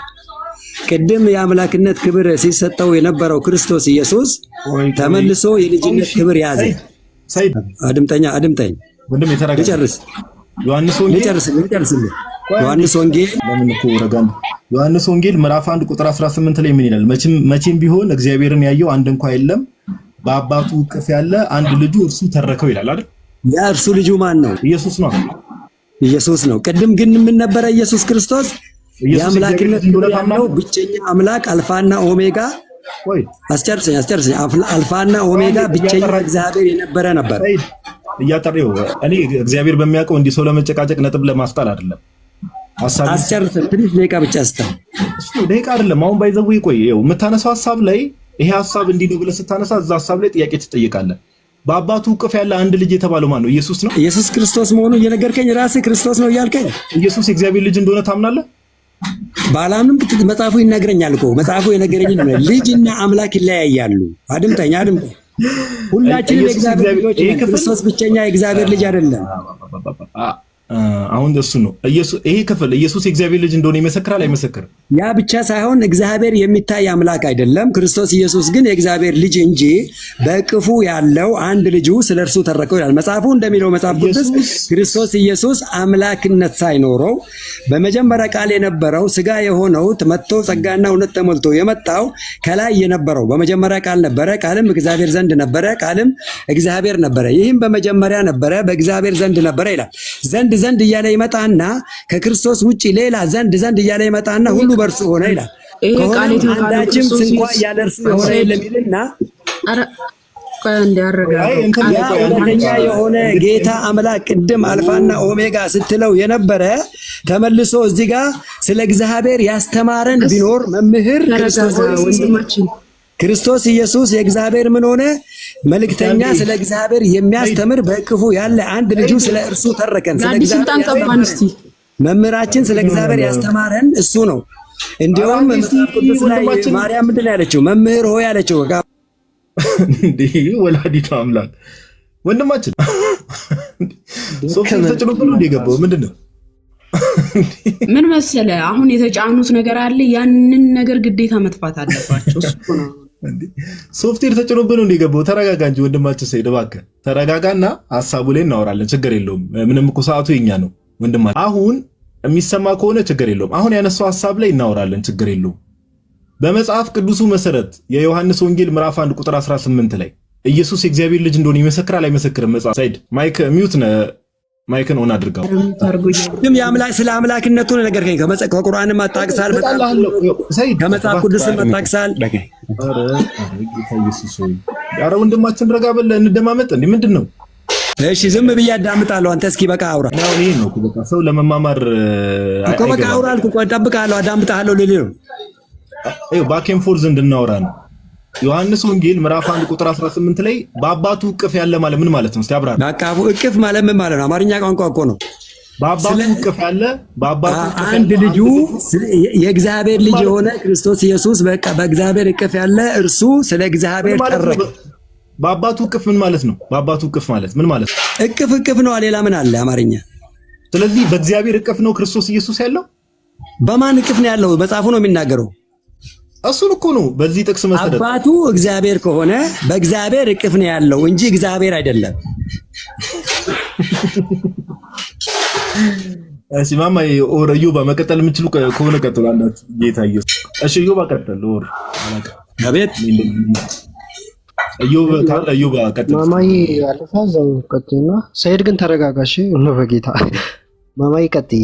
ትንሽ ባይዘው ጥሩ ኮንፊውዝ ዮሐንስ ወንጌልን ሲያነሳ በመጀመሪያ ቃል ነበር፣ ቃልም በእግዚአብሔር ዘንድ ነበር የሚለውን ሲያነሳ ተመስገን አልኩኝ እኮ በቃ ይሄ ቃል በአብ ዘንድ እንደነበረ ይህ ቃል ደግሞ ክርስቶስ እንደሆነ አንደርስታንድ አድርጓል። ታች ጋር ነው በቃ ግራ ይገባውና ቁጥር 18 ላይ እግዚአብሔር ማንስ እንኳን ያየው የለም በአባቱ እቅፍ ያለው እርሱ አንድ ልጁ መጥቶ ተረከው ይለናል ወንድማችን ሰይድ። በአባቱ እቅፍ ማለት ምን ማለት ነው ብሎ ጋዲ ጠየቀክ። ምን ማለት ነው እስቲ ያስረዳ። በአባቱ እቅፍ ያለ አሁን ቅድም አንቺ ባስተማርሽን አስተምሮት መሰረት ትክክለኛ አንድ የሆነ አምላክ ክርስቶስ ኢየሱስ ነው። ጥያቄ በአባቱ እቅፍ ያለ እሱንም እንመጣበታለን። እቅፍ ያለ ሲል ምን ማለት ነው? በእግዚአብሔር ስር ያለ ማለት ነው። በእርሱ ስልጣን ሳይሆን በእግዚአብሔር ስር ያለ በእግዚአብሔር እቅፍ ስር ያለ ልጁ ስር የሚለውን ኬታ መጣ። እቅፍ ማለት ምን ማለት ነው? የሚታቀፍ ነገር አንቺ አማርኛ የምታቀፍ ነገር አንቺ አሁን በማን ኮንትሮል ስር ነው ያለው? እሺ ሚዩት አድርግ። በማን ኮንትሮል ስር ነው ያለው? አረ ሚዩት አድርግልን። በመጀመሪያ ኮንትሮል ይሄ የሚታቀፍ ምናምን እሱ ያንተ ትርጉም ነው። እግዚአብሔርም ማንስ እንኳን ያየው የለም በአባቱ እቅፍ ያለው አንድ ልጁ እርሱ መጥቶ ተረከው ሲለን ምንድነው? በአባቱ እቅፍ በአባቱ እሪና ያለ በስልጣን የተካከለ ማለት ነው። ከአባቱ ጋር በስልጣን የሚተካከል ማለት ነው እንጂ አንተ እንደምትለው የሆነ እግዚአብሔር አንድ ቦታ ሆኖ ከዛን እሱ ጋር ሄዶ ቁጭ አለ ምናምን ይሄ አንተ ትርጉም ነው። ከዛ አንፃር አይደለም የተጻፈው። እግዚአብሔርም ማንስ እንኳን ያየው የለም። አዎ እግዚአብሔርም ማንንም ያየው የለም። ይህን አንዱን አብ ወልድ መንፈስ ቅዱስ ሥላሴን ማንንም ያየው የለም፣ ሊያየውም የሚችል የለም። ልክ ሙሴን ለእኔ ልታየኝ አይቻልህም እንዳለው እግዚአብሔር አምላክ ማንንም ሊያየው አይችልም። አንደኛ ጢሞቴዎስ ምዕራፍ 6:16 ላይ እግዚአብሔርም እርሱ ብቻ የማይታይ አምላክ ምሳሌ ነው። እርሱ ብቻ የማይታይ አምላክ ምሳሌ ነው አልኩኝ። የማይታይ እንደሆነ አንደኛ ጢሞቴዎስ ምዕራፍ 6:16 ላይ እርሱ ብቻ የማይሞት ማንንም ሊቀርበው በማይችል ብርሃን እንደሚኖር መጽሐፍ ቅዱስ ይናገራል። ማንን? መለኮትን ማንም ሊያየው አይችልም። ስለዚህ ይህን የማይታየውን አምላክ በስጋ ተገልጦ አየነው ነው የምንለው። መላእክት እንኳን ያላዩትን አምላክ በስጋ ከተገለጠ በኋላ መላእክት እንኳን አዩት ነው የምንለው። ኦኬ አምላክ በባህሪው ሲጀመር ሊታይ አይችልም፣ አልታየም። እሺ ወንድማችን ረካውኝ የሚታይና ማይታይ ልዩነት አላቸው። የሚታይ ነገር አካል ያለው የሚታይ ነገር አካል ያለው ከእግዚአብሔር ጋር ሊተካከል አይችልም። እከቶ በምን ትመስሉኛላችሁ ይላል። እተካከለው ዘንድ በምንም የሚመሰል ነገር አይደለም። ክርስቶስ ኢየሱስ ግን የሚበላ ክርስቶስ ኢየሱስ ግን የሚደክም ክርስቶስ ኢየሱስ ግን የአምላክነት ባህሪ የሌለው ሰው ከአምላክ የተላከ ዮሐንስ ወንጌል ምዕራፍ 8 ቁጥር 40 ላይ ሚውት አድርገዋል። 8ና አሁን ዝም ብሎ የሆነ ጥቅስ እየተከፈተ ሁላችንም ከምታደክመን እንዲህ እናድርግ። በቃ ያው በትህትና ለማውራት ማማኝ ብታስረዳኝም ቅድም ላወራ ሞክሬያለሁ። እንግዲህ በስርዓት እናወራ መሰለኝ። እሺ መጽሐፍ ቅዱስ አጠገባለህ? ሰይ ማይክን ኦን አድርግና ኮንፊርም አለ። የዮሐንስ ወንጌል ምዕራፍ 20 ላይ ክፈትልኝ። እሺ ዮሐንስ ወንጌል ምዕራፍ 20 ቁጥር 27 28 እና 29 አንብብል። 27 28 እና 27 እሺ ቁጥር ስንት? ዮሐንስ ወንጌል ምዕራፍ 20 ቁጥር 27 28 29 አንብብልን። እሺ ወደ አማሪክ እናመጣዋለን። እሺ ትንሽ ታገሳለህ። ማማይ ከፈችለት ወይ ማማይ ትክፈትልኝ። እኔ ከፍትልሃለሁ። ናሽ ችግር የለም ከፍቻለሁ። ዮሐንስ እሺ ቁጥር 27 ነው ያልሽው? 27ን 28ን 29ን አንብብልን። 27 በቻልክ ይኸውልህ አንብብል። እዚህ ላውጣለህ? የት ላይ አውጪ? አውጪ። እሺ ቀጥል። ማቴዎስ ከዮሐንስ እና እሺ አንብቢው።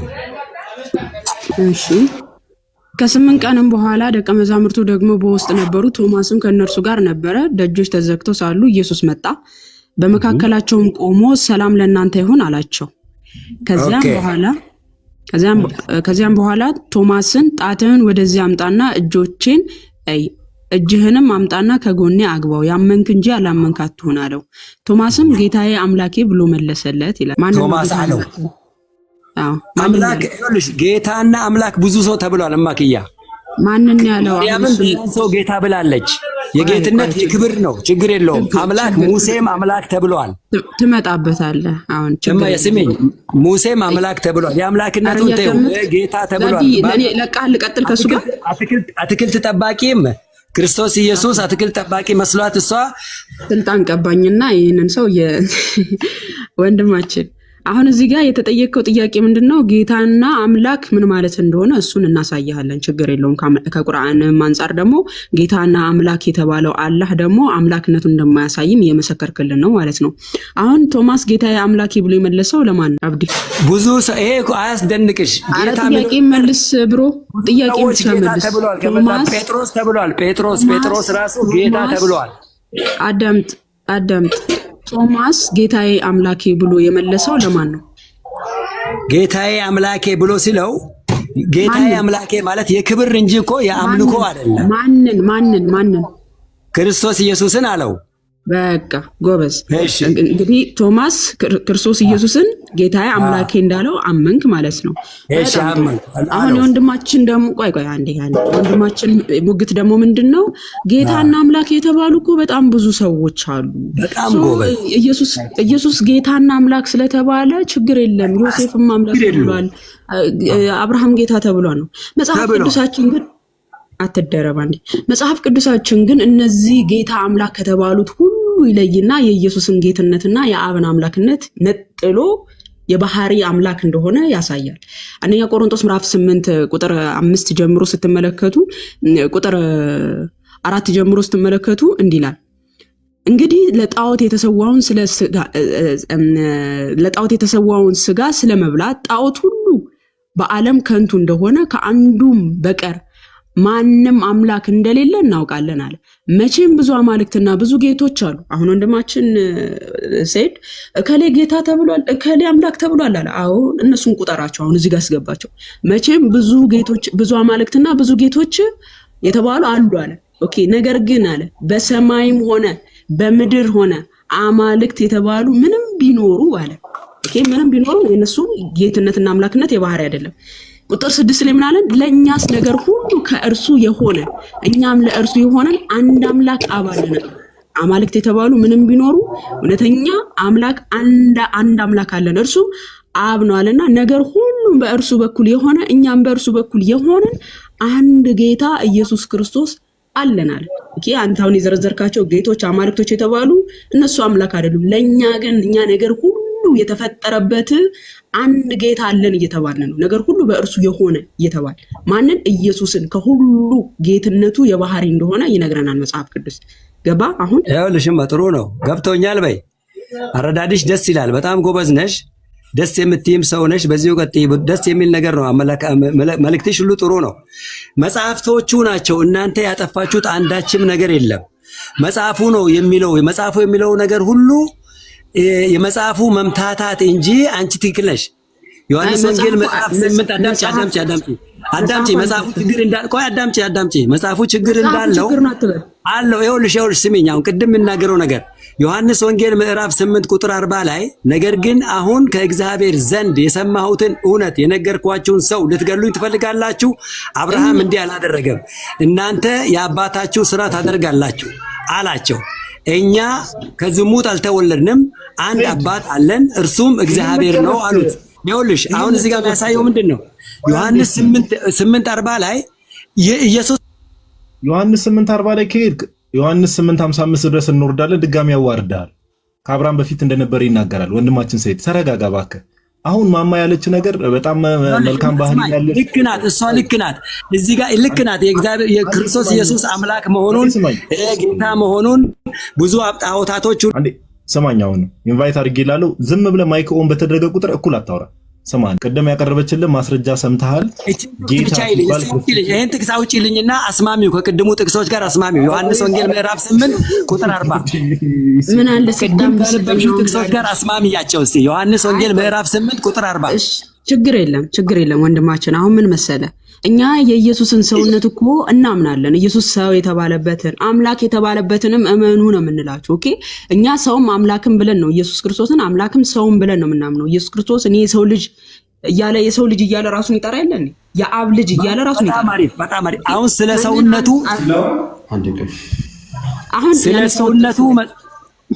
ስለ ሰውነቱ ካመንሽልኝ እኔ የምፈልገው በረካ ሆኜ እሱን ነው የፈለኩት። ክርስቶስ ኢየሱስ ሰው ነው ካልሽኝ ተመልሶ እግዚአብሔር ከሆነ ተመልሶ እንደገና ደግሞ ክርስቶስ ኢየሱስ ራሱ ከሶስቱ አማልክት አንዱ ከሆነ ጋዲ ሚውት አድርገው ሰይድ። ካሁን በኋላ በቃ የመጨረሻ ጊዜ እንትን እላለሁ። ማማይ እንኳን ማቀር አንድ ነገር ኮንፊርም እንዲያደርግልኝ ስለፈለኩ ነው። ሰይድ ማይክን ኦን ሳድርግ እባክህ ዝም ብለህ አታውራ። አንድ ነገር ኮንፊርም አድርግልኝና ከዛ በኋላ ትቀጥላለህ። አንድ ነገር ማይክን ኦን አድርጋው እባክህ፣ እንደው አንድከም ሁላችንም ማይክን ኦን አድርግ። በረካውን አንተ ጥሩ ነው። አሁን ስለ ሰውነት አንዴ ስማኝ እንዴ ጌታ ኢየሱስ ሆይ ምንድነው ቀመነው እንዲገባው ብሎ እስኪ ተረጋጋ እንጂ። ይኸውልህ መቃም አይደለም እድል ውስጥን 2 ደቂቃ እናውራ፣ ችግር የለም 2 ደቂቃ ብቻ። እናንተ 50 አውሩ፣ እኛ 2 ብቻ ስጡን። ቶማስ ጌታችን ኢየሱስን ጌታዬ አምላኬ እንዳለው አንተ እንደዛ ብለህ ትጠራዋለህ? እኔ ብጠራው እኮ ይሄ እኮ ስለ መጥራት አለመጥራት ጉዳይ አይደለም። እኔ አልጠራውም። ጥራው ክርስቶስ ልጥራው። ይኸውልህ ክርስቶስ መጽሐፍ ቅዱሳችን የሚለው እናንተ መጽሐፍ ቅዱስ ወይም እኛም መጽሐፍ ቅዱሱን እንቀበለዋለን። እናንተ ብቻ አይደለም የምትቀበሉት፣ ስለምንቀበለው ነው መጽሐፍ ቅዱስ ላይ ያለው። ሙዲዛ እንደ በእናትህ አዝግ የሆነ ሰው ጥራው። አብሮ ያለው መንፈስ እኮ ነው የሚተናነቀ መጥራት ነው። ጋዲስቲ ጎንበስ በል። የሆነ ነጭ ነገር እየታየኝ ነው፣ ሽበት ነገር ነው መሰለኝ። አንቺ ኧረ ፕሮቴስታንቶች እንደው እድሜያችሁን ያርዘመው ኬት ነው እንደው ልክ ማይኩ በበራ ቁጥር እያወራ ነው እነሱፕ እያወራ። እኔ እንደውም የሆነ ሪከርድ ተደርጎ እኮ የተለቀቀም ነው የሚመስሉ ድምፅ። ኧረ መድኃኒዓለም። እሺ ማማ ተቀጥያለሽ። ልደት ሰላም በለን ብሮስኪ፣ እንኳን ደህና መጣ። የምር ትዕግስት ይፈታተናሉ እነዚህ። ጌታ በረካ ይሁንልሽ ይላል ደግሞ። ኧረ ሰው ተጫወተናል። በረካ ይሁንልህ፣ እዛው በረካ ይሁንልህ ብሮስኪ። በረካን እዛው ምንድነው የሚያዝገን? እሺ ለት እየሰማ አይመስለኝም። ማማ ያልጨረሰው ሐሳብ ካለ እንትን በይውና ለዮብ ምድል ሰጠዋል። መድኃኒዓለም ድረስ የምር ራሴን አመመኝ። አይ ልደት ይቀጥልና መጨረሻ ላይ ቃል በመጀመሪያ ቃል ነበር፣ ቃልም በእግዚአብሔር ዘንድ ነበር የሚለውን ነገር እና ቆይ ዮሐንስ ወንጌል ምዕራፍ 8:58ንም ትሄድበታለህ ጋዲ። አንድ ጀለስ ነብያችንም እኮ አዳም ነብይ ሳይሆን በፊት ነብይ እንደሆኑ በሐዲስ ላይ ተናግሯል። ነብይ እንዲሆኑ እንደተመረጡ አዳም ነብይ ሳይሆን በፊት ማለት ነው። አስበው፣ አዳም ነብይ ሳይሆን በፊት በአላህ ዘንድ እንደተመረጡ ተናግረዋል። ስለዚህ ኢየሱስ ክርስቶስ እኔ ከአብርሃም በፊት አለው ቢል ምንም አይደለም ብሎ እኔ በጌታ ስም እንዴት እንደሚያስቡኝ ማለት ለ2 ደቂቃ ጭንቅላታችሁን እንቺ ማማይ ተጠቀሚበት ብለው ቢሰጡኝ እኔ አልጠቀምም። እኔ እናንተን ጭንቅላት ይቅርታ አድርጉልኝ፣ ከጥላቻ አንፃር አይደለም ማለት ይሄ እንዴት ከዚህ ጋር እኮ ከስልጣን አንፃር ነው። እንደዛ ከሆነማ እናንተ እንደምታስቡት ከሆነ ነብያችሁ ከመርየም ቀብጥያ ጋር እንደሚተኛ ከአንተ ነብዩ ሆይ አላህ የፈቀደልህን ሚስቶች አግባ ምናምን የተባሉ ነገሮች ገና ፍጥረታት ሳይፈጠሩ በፊት አላህ ቁጭ ብሎ ጽፏቸዋል። እንደናንተ እምነት ከሆነ ማለት ነው። በህልውና ደረጃ ግን ነበር ነብያችሁ የለም። እንደናንተ እምነት ከሆነ አላህ ገና ፍጥረታትን ሳይፈጥር በፊት ገና በመጽሐፍ ነብዩ መሐመድ መርየም ቀብጥያን እንዲያደርጋል፣ ነብዩ መሐመድ አይሻን እንዲህ ብሎ ያገባል ብሎ አስቀድሞ ጽፏል። እንደናንተ እምነት ከሆነ ማለት ነው። በህልውና ደረጃ ግን አለ ወይ? አሁን ይሄ የማይመጣ ሙግት አምጥተው ዮሐንስ ወንጌል 8:58 ኢየሱስ ከአብርሃም በፊት አለው ቢል አይገርምም። ነብያችንም አዳም ነብይ ሳይሆን በፊት ለነብይነት አላህ መርጧቸው እንደነበር ተናገረ የሚል አይነት ሙግት አመጡ ማለት ነውና እሱ ላይ ልትሄድበታለህ ጋዲ። አይሁዶች ያላቸውን ማይንድ ሴት አይሁዶች ራሱ አንተ 50 ዓመት ያልሞላ ሰው እኮ ነው ላይክ ሊትራሊ አለው ሲል አይ አም ነው እያለ ያለው። እኔ አንዳንዴ እንደው አይሁዶች ኧረ በስመ አብ ማይንድ ሴታቸው ከሙስሊሞች በጣም ይሻላል። ግን እንደው ያው የተሳሳቱት ነገር እንዳለ ሆኖ ለምን ጌታ ቢፎር አብርሃም ወዝ አይ አም ነው የሚለው ቃሉ ራሱ ኤጎይም የሚል ቃል ነው የሚጠቀሙ ቃሉ ራሱ ኦኬ። ይሄን ባይዘው ዘጸአት ምዕራፍ 3 ላይ እግዚአብሔር አምላክና ሙሴ ሲነጋገሩ ሙሴ ማን ይላከኝ ብዬ ልንገራቸው ሲል እግዚአብሔር አምላክ ያን የተጠቀመው ኦኬ አይ አም ይላከኝ ብለ ነገራቸው እንዳለው ነው። ኤጎይም የሚለው ቃል ነው ራሱ ቃሉ ራሱ ክርስቶስ ኢየሱስ በግልጽ ዲቪኒቲውን የተናገረበትና የተናገረው ነገር አይሁድ ስለገባቸው ነው ድንጋይ ያነሱት እኮ ሊወግሩት እኮ ድንጋይ ያነሱት ለዛ ነው። አንተ ቃሉ እኮ ባይዘው ጋይ አሁንም ክርስቲያኖች ኦኬ ክርስቲያኖች ልክ እንደዚህ ሲሉ እንዲህ ማለት ነው ማን የፈታው ከዛሲ እንደዛ ብሎ የፈታ የቤተክርስቲያን አባት አለ ወይ? እናንተ አሁን ነብዮኝ ለመምጣቴ በአምላክ ቀደም የታስቤ ነበር ብሎ የፈታ ሰው አለ ወይስ አምላክነቱን የተናገረው የአባቶች ትርጉም አለቀ? ትርጉም ከኪስ የለም። ይሄ ትርጉም ከኪስ የሚባል ነገር የክርስትናው ማይንድ ሴት ማለት ነው። እንደዛ ብሎ የፈታ አባት እንደዛ ብሎ ያስተማሪ የቤተክርስቲያን አባት አለ ወይ? አለ ኦኬ እንጂ ዝም ብሎ ከመሬት እየተነሳ መጽሐፍ ቅዱስን ሁሉም ከፈታውማ በቃ ተቸገርን እኮ። ለዛ ነው ባይዘው በክርስትናው ስም ራሱ ክርስቲያንን የሚሉ ነገር ግን ክርስቲያን ያልሆኑ ብዙዎች የተፈለፈሉት ከዛ አንፃር ነው። መጽሐፍ ቅዱስን በራሳቸው መንገድ መረክ ጆቫ ዊትነሶችን ኦንሊ ጂሰሶችን ፕሮቴስታንቲዝም ውስጥ ያሉ አንጃ ብዛቶችን ተመልከቱ። መጽሐፍ ቅዱስን እግዚአብሔር ቃል ኦኬ እግዚአብሔር ሐዋርያት ምን ለማለት ፈልገው ነው የጻፈው ጌታ ምን እያለ ነው የሚለውን ነገር በቤተክርስቲያን መነጽርና በአባቶች መረዳት የምንረዳው አለቀ። ከዛ ባለፈ ግን የኪስ ትርጉም እዛው የኪስ ትርጉም ሁሉም ሰው ተከናንቦ ይቀመጥ። እሺ ዮሐንስ ወንጌል ምዕራፍ 8 ላይ ያለው ሐሳብ እንዲህ ይላል። የዮሐንስ ወንጌል ምዕራፍ 8 ላይ ቁጥር 50 ላይ እንደዚህ ብሎ ይናገራል ጌታችን ኢየሱስ እኔ ግን የራሴን ክብር አልፈልግም። አስተውሉ አንዴ ማይኩን ኦፍ ላድርግና እንዲህ ይላል ዮሐንስ ወንጌል ምዕራፍ 8 ቁጥር 50 ላይ እኔ ግን የራሴን ክብር አልፈልግም የሚፈልግ የሚፈርድም አለ። እውነት እውነት እላችኋለሁ ቃሌን የሚጠብቅ ቢኖር ለዘላለም ሞት ነው። ቃሌን የሚጠብቅ ቃሌን ያለ በስልጣን ነው የሚናገሩላኩ ቃሌን የሚጠብቅሽ አይሁድ ጋኔን እንዳለበት አሁን አወቅን። አብርሃም እንኳን ሞተ ነቢያትም አንተም ኦኬ አብርሃም እንኳን እንግዲህ አብርሃምን እንደምሳሌ አንስተው ነው አይሁዶች አብርሃም አባታችን ነው እያሉ ቦስት ስለሚያድጉ ስለሚመኩ አብርሃም እንኳን ሞተ ነቢያትም እንደዛው ሞተዋል። አንተም ቃሌን የሚጠብቅ ቢኖር ለዘላለም ሞትን አይቀምስም ትላለህ አሉ። ቃሌን የሚጠብቅ ለዘላለም ሞትን አያይም ማለቱ ራሱ እንደምንድን ነው? ጋኔን አለበት አንተ እንዴ ራንደም ሰው ሆነ ራንደም ፍጡር ሆነ እንዴት እንደዚህ ትላለህ ያሉ ኦኬ ቁጥር 53 ላይ በእውኑ አንተ ከሞተው ከአባታችን ከአብርሃም ትበልጣለህን? ነቢያትም ሞቱ ራስን ማንን ታደርጋለህ? ቃሌን የሚጠብቅ ለዘላለም ሞትን አያይም የሚለው ነገር ኦፊንድ አድርጓቸዋል ጌታ ሲናገር። እንዴት እንደዛ ትላለህ? ጋኔን አለብህ እንዴ? አጋንንት ቢኖርብህ ነው እንደዚህ አይነት ንግግር የምትናገረው? ለምን? በሚናገራቸው ንግግሮች ውስጥ ክርስቶስ ኢየሱስ ዲቪኒቲን ክሌም ያደርግ ስለነበረ። ኢየሱስም መለሰ ቁጥር 54 ላይ እኔ ራሴን ባከብር ክብሬ ከንቱ ነው፣ የሚያከብረኝ እናንተ አምላካችን የምትሉት አባት። ኦኬ ቀድማ ማለት ስትናገር ነበር ክርስቶስ ኢየሱስ የሰው ልጅ ወደ ምድር የመጣው ሊያገለግል ነው እንጂ ሊገለገል አይደለም ብሎ ተናግሯል። የመጣበት ዓላማ ራሱ አለ። ራሱን ሀምብል አድርጎ ነው የመጣው። ራሱን ሀምብል በማድረግ የሰው ልጅ ማዳን ውስጥ ራሱን ዝቅ አድርጎ በመምጣት ውስጥ ግን አብ ዮሐንስ ወንጌል ምዕራፍ 17 ላይ ትዝ ይላችኋል ዓለም ሳይፈጠር በአንተ ዘንድ በነበረኝ ክብር አክብረኝ አባት ሆይ ኦኬ እንደ ሥራው የሰጠኝ ሥራ ሰርቼ አንተን አከበርኩ። ዓለም ሳይፈጠረ በአንተ ዘንድ በነበረኝ ክብር አክብረኝ። አምላክን ማለት ነው እንደዚህ ሊለው የሚችለው ጋይ ኦኬ። ኢየሱስ መለሰ እኔ ራሴን ባከብር ክብሬ ከንቱ ነው፣ የሚያከብረኝ እናንተ አምላካችን የምትሉት አባቴ ነው። አላወቃችሁትም። ማን አሁን አላወቃ እኔ ግን አውቀዋለሁ። ምን አለ ጌታችን? እኔ አውቀዋለሁ እናንተ አላወቃችሁትም፣ እኔ አውቀዋለሁ። ማን?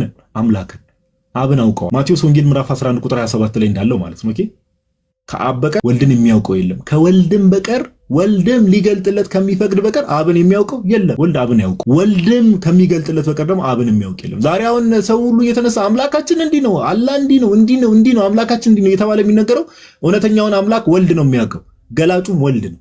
ስለ እውነተኛው አምላክ ኦኬ ከጌታችን ከኢየሱስ ከሆነ ዓመታት በኋላ ከ500 ከ600 ዓመት በኋላ ከዛኛው አምላክ ተልኬ ነው የመጣሁት የሚል የሆነን ግለሰብ እኛ አንሰማ መስሚያችን። እኔ ግን አውቀዋለሁ ካለ በኋላ አላውቀውም ብል እንደናንተ ሐሰተኛ በሆንኩ፣ ዳሩ ግን አውቀዋለሁ ቃሉንም እጠብቅ። አባታችሁ አብርሃም ቀኔን ያይ ዘንድ ሐሴት ታደረገ አየም ደስም አለው። ቀኔን አምላክ በስጋ መገለጡን ያይ ዘንድ ይናፍቅ ነበር አብርሃም። ኦፍ ኮርስ በብሉይ ኪዳን ከዚህ በፊት ነገረ ድነት ላይ መግቢያ ላይ ስንማማር የነበራችሁ ክርስቲያን ወንድሞችና እህቶች ትዝ የሚላችሁ ከሆነ ነቢያት በብሉይ ኪዳን አምላክን ሰማያትን ቀደ ውረድ እያለ ይማጸኑት ነበር። አብርሃም አባታችሁ ቀኔን ያይ ዘንድ ሐሴት አደረገ አየም ደስም አለው። አይሁድም ገና 50 ዓመት ያልሆነ አብርሃምን አይተሃልን አሉት። 50 ዓመት ራሱ አልሞላም ገና ጎልማሳ ነው። አብርሃምን አይተሃልን አሉት። ኢየሱስም እውነት እውነት እላችኋለሁ አብርሃም ሳይወለድ እኔ አለሁ። እንግሊዝኛውን ሄዳችሁ ብትመለከቱ Jesus said to them, most assuredly I say to you, before Abraham was I am. ኦኬ I am የሚለው በካፒታል ነው ለሚቀመጠው። አንዴ ቆይ ግሪኩንም እዚሁ እንትን ላሳያችሁ። አንተ ይቅርታ አንዴ ጆን ዮሐንስ 8 ላይ ቁጥር 58 ላይ ያለው ነገር ላሳያችሁ። ኤጎይሚ ቅድም ያልኳችሁ I am የሚለው ቃል አለ። before Abraham was ኦኬ ከአብርሃም በፊት እኔ አለሁ። ባይዘው አለሁ ነው ንግግሩን ራሱ ተመልከቱ። ነበርኩ አይደለም ወይ እኖራለሁ አይደለም አለሁ።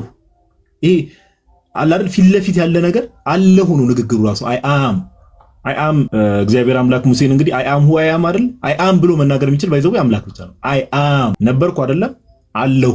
አብርሃም ከመወለዱ በፊት እኔ አለሁ which means ኤግዚስተንሱ ከዘላለምም የነበረ ነው። የሆነ ጊዜ የሚቆምም አይደለም ሲዝ የሆነ ሰዓት ላይ የሚቆምም ነገር አለሁ always present። ከዛ በኋላ የአይሁድ ሪአክሽን እንመልከት። እንግዲህ የመጽሐፉን ባለቤቶች የብሉይ ኪዳን የመጽሐፍቱን ባለቤት የተባሉት ኦኬ ከእግዚአብሔር ሕግን የተቀበሉት እንዴ ክርስቶስ ምን እየተናገረ እንደሆነ ባይዘው ክርስቶስ ኢየሱስ ኮንቨርስ ያደረጋቸው የነበሩ ደግሞ most of the time እሱ ሊገሉት ድንጋይ ያነሱ የነበሩ ዝም ብሎ ተራ ግለሰቦችም አልነበሩ፣ አዋቂዎች መጽሐፍት አዋቂዎች ነበሩ። የሚገርመው ነገር እኮ ኦኬ ጸሐፍትና ፈሪሳውያን ሊቀ ካህናቱ መጽሐፍት አዋቂ ነበሩ። እንደው ዝም ብሎ የሆኑ ግለሰቦች ሰፈር ውስጥ ያሉ ግለሰቦች ጋር አይደለም ክርስቶስ ኮንቨርስ ያደርግ የነበረው። ፊት ለፊት ሁላ ይነግራቸው የነበረው ከአብርሃም በፊት እኔ ያለው ይላቸው የነበረው መጽሐፍትን ያውቁ የነበሩ ነው። ከዛ አብርሃም ሳይወለድ እኔ አለሁ I am እንዴ አሁን ይሄንን ማማይ ቅድም እንዳለችው መሐመድም እኮ እኔ በነብይነት ላይክ መጀመሪያ ላይ ከአዳም በፊት በነብይነት ታስቤ ነበር። ኢየሱስም እያለ ያለው ላይክ መጀመሪያ አብርሃም ከመወለዱ በፊት በአምላክ ታስቤ ነበር። ከየት አመጣው ይሄንን ትርጉም? እንደም ክርስቲያን እንዲህ ነው መጠየቅ ያለበት። እንዲህ ብሎ ሲፈታላችሁ ከየት አመጣው ትርጉም? ከየት አመጣው? እንደዛ ብሎ ይፈታል። እንደዛ ብሎ የፈታ ያስተማሪ ቤተክርስቲያን አባት አለ። ከየት አመጣው? እዚህ ጥቅስ ላይ ቆመ አብርሃም ሳይወለድም እኮ እኔ በአምላክ ሕሊና ታስቤ ነበር። ከየት አመጣ? ጌታችን በጣም ብዙ የመጽሐፍ ቅዱስ ክፍል ላይ እኮ ከአብ ዘንድ እንደመጣ ከሰማይ እንደወረደ ይናገራል እኮ ጋይ። መጽሐፍ ቅዱስ እኮ እዛው ነው መልሰው በመዶሻ የሚመታቸው ባይዘው። ስለዚህ ሊወግሩትን ቁጥር 59 ላይ ድንጋይ አነሱ። ስለዚህ ዓለም ሳይፈጠር የሚለው በሐሳብ ደረጃ ኦኬ ወይ ከአብርሃም በፊት ላይክ በሐሳብ ደረጃ ክርስቶስ እንግዲህ እነሱ እንደሚሉት ነብይ ብቻ ሆኖ ስለመምጣቱ ቢሆን የሚያወራው አይሁድ ምን እያለ እንደነበር ስለገባቸው ሊወግሩት ድንጋይ አነሱ። ኢየሱስ ግን ተሰወራቸው፣ ከመቅደስ ሞቶ በመካከላቸው ተላልፎ ሄደ። እዚህ ዮሐንስ ወንጌል ምዕራፍ 3 ላይ አንድ ጥቅስ ላንሳና እዚህ ላይ እንዲህ ይላል። የዮሐንስ ወንጌል ምዕራፍ 3 ላይ ከቁጥር 9 ጀምሮ ላንብብላችሁ። ክርስቶስ ኢየሱስ ከየት እንደመጣ ኦኬ በሐሳብ ደረጃ ብቻ ነው ወይስ አብርሃም ሳይወለድ ነበር ኤግዚስተንስ ነበር? ኦፍ ኮርስ ቁጥር 9 ላይ እንደዚህ ኒቆዲሞስን መልሰው ይህ እንዴት ሊሆን ይችላል? ሰው ከውሃና ከመንፈስ ካልተወለደ እግዚአብሔር መንግስት አይወርስም ብሎ ይነግረዋል። ኒቆዲሞስን መልሰው ይህ እንዴት ሊሆን ይችላል አለው። ኢየሱስን መልሰው እንዲህ አለው፣ አንተ የእስራኤል መምህር ስትሆን ይህን አታውቅምን አለው ኒቆዲሞስን። እውነት ከዛ ቁጥር 11 ላይ እንደዚህ ይላል ጌታችን እንዲህ አለ፣ እውነት እውነት እልሃለሁ የምናውቀውን እንናገራለን፣ ያየነውን እንመሰክራለን፣ ምስክራችንንም አትቀበሉትም። ስለ ምድራዊ ነገር በነገርኳችሁ ጊዜ ካላመናችሁ ስለ ሰማያዊ ነገር በነገራችሁ እንዴት ታምናላችሁ? ስለ ሰማያዊ ነገር ቁጥር 3 ላይ እንደዚህ ይላል፣ ከሰማይ ከወረደ በቀር ወደ ሰማይ የወጣ ማንም የለም፣ እርሱም በሰማይ የሚኖር የሰው ልጅ ነው። ከየት ከወረደ በቀር? ከሰማይ የወረደው ማን ነው? ከሰማይ የወረደው የሰው ልጅ ጌታችን ኢየሱስ ነው። ባይ ዘ ዌይ እዚህ ጋር ተዋህዶን ሲያሳይ ኦኬ የስጋን ባህሪ የአምላክነትን ባህሪ ስጋ ገንዘብ አድርጎት በሰማይ የሚኖር የሰው ልጅ ነው ተብሎ ሲነገር በሰማይም ደግሞ ያ ያከበረው ስጋ ደግሞ ያ ስጋው ቃል በአባቱ ቀኝ እንደተቀመጠ ሲያሳይ ነው፣ ተዋህዶን ሲያሳይ። ግን ምን አለ ጌታችን? የሚገርም ነገር ከሰማይ ከወረደ በሐሳብ ደረጃ ብቻ ነው ጌታችን ኢየሱስ ከሰማይ የወረደው። ሐሳቡ ነው ይሄ ለአድማጩ እንቱ ከሰማይ ከወረደው በቀር ወደ ሰማይ ይወጣ የለም። ክርስቶስ ኢየሱስ ከሰማይ ኦኬ፣ ቃል ከሰማይ ነው፣ ቃል ሰማያዊ። ስለዚህ አብርሃም ከመወለዱ በፊት እኔ ያለው የሚለውን ትርጓሜ ከፈለጋችሁ ቅዱስ ቄርሎስ የአሌክሳንድሪያው ቅዱስ ቄርሎስ በረከቱ ይደረብንና እሱ በስርዓቱ ዮሐንስ ወንጌልን ሙሉን ስላብራራው ገብታችሁ መመልከት ትችላላችሁ። ግን ራፍሊ ላንብብላችሁ። ኦኬ የቅዱስ ቄርሎስና የቅዱስ ዮሐንስ አፈወርቅን እዚህ ክፍል ላይ ምን ብለው እንደሚፈቱት ላንብብላችሁ። እኛ የአባቶችን ትምህርት ነው ወንድሜ፣ ትርጉም ከኪስ እዛው ትከናነበዋል። ኦኬ ምን ይላል መሰላችሁ? በደንብ አስተውሉ። ቅዱስ ቄርሎስ ምን ይላል መሰላችሁ? ፎር ሲንስ ቅዱስ ቄርሎስ ነው የሚለው ፎር ሲንስ ከአብርሃም በፊት ነው ያለው የሚለው ፎር ሲንስ he found that they understood not yet were able to understand that he is both eternal as being of an eternal father እነርሱ ግን ስላልተረዱት ስላልተረዱት መረዳትም ስላልቻሉ ምን he is both eternal as being of an eternal father ዘላለማዊ ስለሆነ ዘላለማዊ ከሆነው ከአብ ስለተወለደ and that he is incomparably greater than Abraham as being God ከአብርሃም እንደሚበልጥ ምን በመሆኑ as being what God አምላክ እንደመሆኑ ከአብርሃም እንደሚበልጥ he now says openly adding amen in the rank of an oath for confirmation of the things said ይልና before Abraham was I am ብሎ ይናገራል and we shall in no wise think that the only begotten is boasting of being before Abraham only ከአብርሃም በፊት ስለመኖሩ ብቻ አይደለም እየተናገረ ያለው ከአብርሃም በፊት በህልውና ደረጃ ስለመኖሩ ብቻ አይደለም ጌታ እየተናገረ ያለው ይላል ክርስቶስ for he is before all time and has his generation most ancient ይላል ከጊዜያት በፊት ሁላ ምን ነበረ ከጊዜያት በፊት ነው ሁሉ በእርሱ ሆነ ጊዜ የሚባል ነገር የተፈጠረ and has his generation most ancient ትውልዱም ጥንት ነው being without beginning in the father ኦኬ ጅማሪ ሳይኖረው ከአብ ጋር የነበረ ኦኬ ስለዚህ ይሄን ቅዱስ ዮሐንስ አፈወርቅ ራሱ ቃል በቃል ምን ይላል ደግሞ do you see how he proved himself to be greater than Abraham ከአብርሃም ምን ያህል እንደሚበልጥ ማሳየት እንደፈለገ ትመለከታለህን እያለ ኦኬ ያስቀምጣል። ስለዚህ ማማ ይቀደም ያልሽውን ነገር ሐሳቡን መልሼዋለሁ ብዬ አስባለሁ አይደል? ማማ ይቀደም የተነሳው አርጊመንት ነው አይደል? አንዱ አርጊመንት በትክክል እና ደግሞ አንድ ኡስታዝ በዚሁ ጥቅስ መሰረት ከአብርሃም በፊት እኔ ያለው የሚለው ቃል እኔ የሚለው አምላክነትን የሚያሳይ ከሆነ ዘጸአት 3:14 ጋር እኛ አገናኝተን ያ አምላክ ነው በስጋ ተገልጦ ከአብርሃም በፊት አብርሃም ሳይወለድ እኔ ያለው ብሎ የተናገረው እሱ ነው እያልን አይደለ? ኡስታዙ ደግሞ ምንድነው የሚለው ዘጸአት 3:14 ላይ ይሄ ብሎ የተናገረው እሱነቱን የገለጸው አካል ዮሐንስ ወንጌል ምዕራፍ 8 ቁጥር 58 ላይ ደግሞ ኢጎ ኤሚ ኦሆን አይደል የሚለው ሶ ምናልባት አማርኛው እንትን ካልኩኝ ማለት ነው ለምንድነው በዛው ቋንቋ ያልተቀመጠው ነው ሐሳባቸው ለምንድነው ማለት ለምን በግሪክ ተቀመጠ ነው ልክ በዕብራይስጡ ለምን አልተቀመጠም ለምን በግሪኩ ተቀመጠ ተመሳሳይ ቃል ነበር መገኘት የነበረበት እኔ የሚለው ደግሞ አመልካቹ አምላክነትን የሚያሳይ ከሆነ ሐዋርያት ሥራ ምዕራፍ 10 ላይ ጴጥሮስ እኔ ነኝ ብሏል ስለዚህ ጴጥሮስ አምላክ ነው ማለት ነው የሚሉ ግጥም አለ አሁን ለመለስ ማማይ ነው ለሚለው ጋር ማለት ነው ኦኬ እሺ አንዴ ቆይ እንትኑ ሊየው የወርድ ባይ ወርድ ዘጸአት 3:14 ላይ ያለው ነገር አንዴ ሊየው ባይዘው ይሄ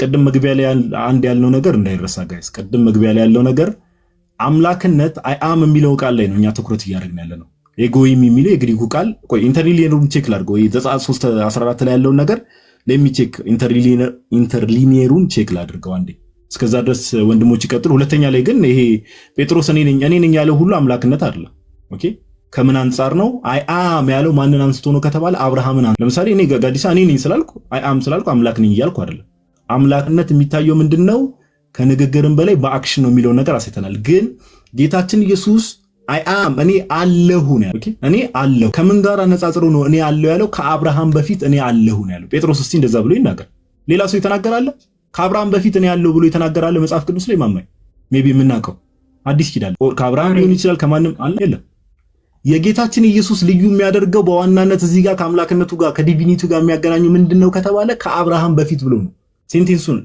ከአብርሃም በፊት እኔ አለሁ ኦኬ እኔ ነኝ ስላለ ብቻ አይደለም እኔ አለሁ ከማ በፊት ከአብርሃም በፊት በህልውና ደረጃ ከአብርሃም በፊት እንደነበረ ሲያሳይ ነው የአባቶችንም ትርጓሜ ደግሞ እንዳየነው ቀጥታ ዲቪኒቲውን አምላክነቱን ኦኬ ከአብርሃም ጋር አብርሃምን በጣም እንደሚበልጠው የአብርሃም አምላክ እንደሆነ ሊያሳይ እንደፈለገ ጋድ እንደሆነ ከጊዜያት በፊት የነበረ መሆኑ ለማሳየት ከአብርሃም በፊት እኔ አለሁ ብሎ ተናገረ። አይ አም ብሎ ተናገረ ነው። መጀመሪያ ላይ ያነሳሽውን አንዴ ቆይ ዘጸአት እሱን አንዴ ዘጸአት 13:14 ላይ ያለውን ነገር ቼክ ላድርገውና በኋላ ላይ ያሳብ ሰጥበታለሁ። ሜቢ ወንድሞች ልደት ሻለ ዮባ አለ። ልደት እንኳን ደህና መጣ ብሮስ። አሁን ሳለ አይ ቲንክ ስልኩ ጋር ያለ አይመስለኝም ይሄ ጀለስ። እሺ ዮባ የምትለው ነገር ካለ እድል ልስጥህ። አሁን የተነሳው ሐሳብ ላይ ከቀደም ጀምሮ ታፈንክ ሰው። አይ ምናልባት ግን ቅድም የተነሳው ላይ ነው ሐሳብ መስጠት ፈልገው ይሄ ዮሐንስ ወንጌል ላይ አንስቶት ታይቷል አልታየም የሚለው ሐሳብ ላይ ከክርስትና አኳያ ያነሳው ሐሳብ አለ መልሳችሁታልና እቺን አንዷን ሐዲስ ላሳይና ምናልባት ይሄኛው ላይ እንትን የምትሉ ከሆነ እዛ ላይ ሄዱበትና እግዚአብሔር አይታየም ክርስቶስ ታይቷል ስለዚህ አምላክ አይደለም የሚል ነው አርጊመንቱ የቀደም የነበረውና እሷን ልቀጥላት ከሐዲስና ከቁርአኑ አኳያ ምናልባት እሺ ሜቢ እሱ ላይ እንትን ከማለት በፊት ዋናው ሐሳቡ ምን እንደሆነ 30 ሰከንድ ወስጄ ልሂድበት ከክርስትናው አንፃር። አይ እሱን ጨርሰና ከዛ ወደዚህኛው እሺ ጋይስ ማወቅ ያለባችሁ ነገር ከምን አንፃር ነው ቃላቶች የምንጠቀማቸው የተጻፉት የሚለው ነገር የዮሐንስ ወንጌል ምዕራፍ 1 ቁጥር 18 ላይ መቼም ቢሆን እግዚአብሔርን ያየው የለም አንድ እንኳን የለም በአባቱ እቅፍ ያለ አንድ ልጁ እርሱ ሰረቀው ከተባለ ከእውቀት ነው ኦኬ እንጂ እግዚአብሔርን እንዲህ ከማየት አለማየት አንፃር አይደለም ከእውቀት አንፃር ነው። ለምን ከእውቀት አንፃር እንደሆነ የምናውቀው እዛው ጋር እኮ ይናገራል። በእቅፉ ያለ አንድ ልጁ እርሱ ምን አለው ተረከው እግዚአብሔርን በቃ ቀደም እኮ ዮሐንስ ወንጌል ምዕራፍ 8ን አንስተን አልነበረ እናንተ አታውቁትም እኔ ግን ያወቀው እርሱ ምን አደረገልን ተረከልን። ለምን ስለ እግዚአብሔር ፉል ኖሌጅ ማንም አልነበረው። ያ ልጁ በአባቱ እቅፍ የነበረ አንድ ልጁ እርሱ መጥቶ ሲተረክልን ነው ስለ እግዚአብሔር ያገኘነውን ዕውቀት ራሱ ያወቅነው። ስለዚህ መቼም ቢሆን እግዚአብሔርን ያየው አንድስ እንኳን የለም ሲባል እንደው ፊዚካል ከማየት አንፃር ሳይሆን ከዕውቀት አንፃር አንድስ እግዚአብሔርን ያየው አንድ እንኳን የለም ሲባል ስለ እግዚአብሔር ሰው ኖሌጅ አልነበረው። ኦኬ ስለ አምላክ ዕውቀት አልነበረውም ሰው ስለ አምላክ ሰው ዕውቀት የኖረው ስለ አብ ስፔሲፊካሊ ስለ አብ ነው እዚህ ጋር እግዚአብሔር እያለ ያለው ስለ አብ ሰው ኖሌጅ የኖረው ዕውቀት የኖረው ማን ነው? በአባቱ እቅፍ የነበረ የማይታይ አምላክ ምሳሌ የነበረው እርሱ ጌታችን ኢየሱስ መጥቶ ተረከ። ኦኬ ስለዚህ ከምን አንፃር ነው ቁጥር 18 የምንመለከተው ከዕውቀት። ይሄን ነገር ሊሰመርበት ይገባል። ቀደም ማቴዎስ 11 ላይም አብን የሚያውቀው የለም ከወልድ በቀር አብን የሚያውቀው የለም ወልድም ሊገልጥለት ከሚፈቅድ በቀር ይላል መጽሐፉ ሲናገር። ኦኬ ከወልድ በቀር ወልድም ሊገልጥለት ከሚፈቅድ በቀር ስለዚህ የሚገለጥ ነገር ስለ ኖሌጅ ነው። ኦኬ ማወቅ ማየት የሚባሉ ነገሮች ምንድነው ከዕውቀት አንፃር እንጂ እግዚአብሔር አምላክማ በመለኮቱ ማንም አይቶት አያውቅም። ማንም በመለኮቱ ማንም ሊያየው ይሄን ነገር ማሰብ አለበት። ከማየት አንፃር ከሆነ እኮ ጌታችን ኢየሱስ ክርስቶስ ራሱ እኮ ማቴዎስ 18 ላይ ተናግሯል። ጋይስ አሁን እንደው የማየት ጉዳይ ከሆነ ቃላትን ማየት የሚለው ነገር ከምን አንፃር መጽሐፍ ቅዱስ ጥንቃቄ ይፈልጋል ምንለው ለዚህ ነው። ማቴዎስ 18 ላይ እንዲህ ብሎ ተናግሯል ጌታ ከነዚህ ከታናናሾቹ አንዱን እንዳትንቁ ተጠንቀቁ መላእክቶቻቸው በሰማያት ዘወትር በሰማያት ያለውን የአባቴን ፊት ያያሉ እላቸዋለሁና። ምን አለ አሁን መጽሐፍ ቅዱስ ተጋጨ እንበል እንደ ሙስሊሞች ራሱ ጌታችን ምን አለ ከነዚህ ህፃናቶች ማቴዎስ 18 ላይ ከነዚህ ከታናናሾች አንዱን እንዳትንቁ ተጠንቀቁ መላእክቶቻቸው በሰማያት ዘወትር በሰማያት ያለውን የአባቴን ፊት ያያሉ እላቸዋለሁና። እዚህ ጋር ጌታ ምን አለ በሰማያት የአባቴን ፊት ያያሉ ማን መላእክት። ዮሐንስ ደግሞ ምን እያለ ነው እግዚአብሔርን ያየው አንድ እንኳን የለም። ጌታ ምን እያለን በሰማያት እዛ ጋር ያለው ከዕውቀት አንፃር እዚህ ጋር ያለውስ በሰማያት የአባቴን ፊት ያያሉ ማለት ከምን አንፃር ቅሬታን ከማቅረብ ለምን መላእክቶቻቸው ስለሆኑ ለነዚህ ለታናናሾቹ አለ አይደል ከነዚህ ከታናናሾቻቸው አንዱን እንዳትንቁ ተጠንቀቁ ነው። ሁሉም ታናናሾች የሚባሉት ወይ እግዚአብሔር ልጆች የሚባሉት አገልጋዮች የሚባሉት ምን ጠባቂ አሏቸው። ከዛ ጌታ ምን አለ መላእክቶቻቸው በሰማያት የነዛ ጠባቂዎች መላእክቶቻቸው የአባቴን ፊት ያያሉ ማለት በአብ ፊት ይቆማሉ ነው። ለምን ስለነሱ ሊጸልዩ። ኦኬ አሁን እዚህ ጋር በሰማያት የአባቴን ፊት ያያሉ ሲባል አብን ቆሞ እንዲህ ያዩታል እንደማለት አይደለም። ኦኬ አይደለም በሰማያት የአባቴን ፊት ያያሉ ሲባል ኮንቴክስቱ ራሱ ቁጥር 10ን ስትመለከቱ ኮንቴክስቱን ትረዱታላችሁ። በቃ ህፃናት አሉ ህፃናቶቹን እንዳትንቁ ተጠንቀቁ። ለምን መላእክቶቻቸው በሰማያት የማንም የአባቴን ፊት ያያሉ። ፊት ማየት ፊት መጽናት የደጅ መጽናት እንደሚባለው አለ አይደል ለምን ስለነዛ ህፃናት ስለሚጸልዩ ተጠንቀቁ። ከዛ አንፃር ነው የምንመለከተውና መጽሐፍ ቅዱስ ላይ ለዛ ነው መጽሐፍ ቅዱስ ጥንቃቄ ይፈልጋል። እንደው ዝም ብለን እንደመሰለን የሆነ ኡስታዝ እየተነሳ የራሱን ትርጓሜ እንደሚሰጠው አሜን ብለን አንቀበል። ኦኬ ኡስታዝ የተባለው በምክንያት ነው ክርስቲያን ስላልሆነ ነው ኡስታዝ የተባለው። ኦኬ ስለዚህ ትርጓሜ የሚባል ነገር አለ መጽሐፍ ቅዱስ ላይ ኮንቴክስት አለ። መጽሐፍ ቅዱስን መጀመሪያ ማንበብ ኮንቴክስት ማለት ቴክስት ሳይሆን ቴክስት ዊዛውት ኮንቴክስት እንደሚባለው ቴክስት ብቻ ሳይሆን ጽሁፉን ብቻ ሳይሆን ኮንቴክስቱ ሐሳቡን ለማለት ነው የሚለው ነገር መረዳት። ከዛ ባለፈ ወደ አባቶች ተርጓሜ እንመጣለን። ኦኬ መጽሐፍ ቅዱሱ በግልጽ ራሱን የሚያብራራባቸው ቦታዎች አሉ። በዛው ልክ ደግሞ ትርጓሜ የሚያስፈልጋቸው ቦታዎች አሉና ዮሐንስ ወንጌል ምዕራፍ 1 ቁጥር 18 ላይ እግዚአብሔርን ያየው እንኳን ሲባል ከእውቀት አንፃር በእውቀት ደረጃ ስለ እግዚአብሔር የነበረን እውቀት በጣም ሚር እውቀት ነበረን፣ ያነሰ እውቀት ነበረን። ስለዚህ አንድ በአባቱ እቅፍ ያለ አንድ ልጅ እርሱ ምን አደረገልን? ተረከልን፣ ነገረን፣ ስለ እግዚአብሔር ስለ አብ ነገረን። ዛሲት እና ከዚህ አንፃር ነው የምናየው። ዮባይ መቀጠል ይችላል። ይቅርታ ረዘም። እሺ ጋዲ አክቹዋሊ አንድ ሀሳብ ብቻ ነው የማነሳው። ቅድም ስላነሳው ልጁ ክርስትና ላይ ስለነካ ለዛ ነው። አንደኛ ዮሐንስ ወንጌል ሲያስቀምጥ መናገርም አይጣበቅበትም እኮ ነበር አይደለ? እግዚአብሔር አይታየም በቅፉ ያለው አንድ ልጁ ተረከው ለምን ይላል? ኦኬ ለምን አገናኘው? ምክንያቱም ክርስቶስ በስጋ መምጣቱን ከላይ ስለተናገረ ያንንም ከማሳየት አኳያ ተናግሯል። ምንም ሩቅ መሄድ ሳያስፈልግ ማለት ነው። እና ቃሉ ያሰማልን ጋዲ ግን ቁርአን ላይ ምን ብሎ ያስቀምጣል? እዚህ ሱራ 42 ላይ ተመልከት። አይኖች አያገኙትም አያዩትም ብሎ ይናገራል። ምን ብሎ ይናገራል? አይኖች አያገኙትም አያዩትም። ማንን ነው የሚናገረው? አላህን ነው። ምን ብሎ ተናገረ? እርሱም አይኖችን ያያል ይላል። ኦኬ እሱ ግን አይኖች አያገኙትም አያዩትም ብሎ ያስቀምጠው በቅንፍ ነው። አያገኙትም ሲል አይን አያየውም ነው አላህን። ኦኬ እርሱም አይኖቹን ያያል ይላል። ኦኬ እሱ ያያል እንጂ እሱን ማንም አያየውም። አይኖችን አያገኙትም አያዩትም ብሎ አስቀመጠ። ሱራ 68 42 ላይ ቅድም ባመጣው መስፈርት መሰረት ሊትራሊ የልጁ ንግግር ምንድነው? ያው ከታየ አልታይም ብሏል አምላክ። ከታየ የታየው አካል አምላክ አይደለም ነው ባጭሩ ሲናገር የነበረው። ይሄንን ከቁርአን ማምጣት ትችላለን ወይ ስንል አሁን ያየነው ክፍል ላይ አላህን ማንም አያየውም ብሎ ተናገረ። አይኖች አያዩትም ብሎ ተናገረ። ሱራ 68 42 ላይ ተመልከቱ። ባት በሚገለጥበት ከሃዲዎችም ወደ መስገድ በሚጠሩበትና የማይችሉበትን ቀን አስታውስ ይላል። ባት በሚገለጥበትና ከሃዲዎች ወደ መስገድ በሚጠሩበት የማን ባት ነው የሚገለጠው የሚለውን ስናይ ያላህ ነው። ሊትራሊ ያላህ ነው። ስለዚህ አላህ ይገለጣል፣ ባቱን ይገልጣል። ባት መግለጥ ግን ምን ማለት ነው? ምን እያለን ነው የሚለውን ደግሞ ስናይ ሐዲስ ላይ ይሄንን ያስቀምጥን ፖይንቱን ቻላንሳና ለሌሎች እድል እሰጣለሁ እኔም ስለምወጣ። ሳሂህ አልቡኻሪ 7439 ላይ ተመልከቱ። ሳሂህ አልቡኻሪ 7439 ላይ ይሄንን ሐሳብ ያስቀምጥ 7439 ኦኬ።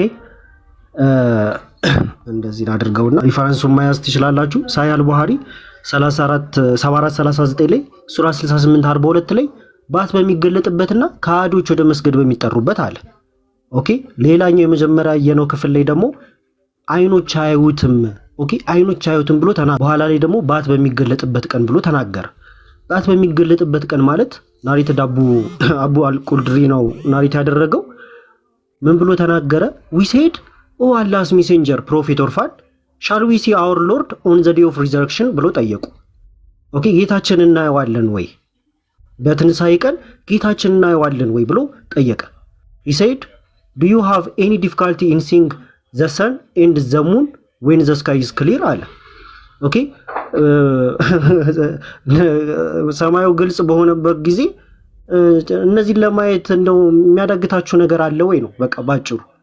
ኦኬ we said no ለምን ሰማዩ ግልጽ ከሆነ እንዴት ላይታየን ይችላል? ይታየናል፣ ግልጽ ነው አሉ። ኦኬ no አሉ። he said so you will have no difficulty in seeing your lord on that day ብሎ ተናገረ። ተመልከቱ በዛን ቀን ጌታችሁን ለማየት ምንም አይነት ዲፊካልቲ የለውም።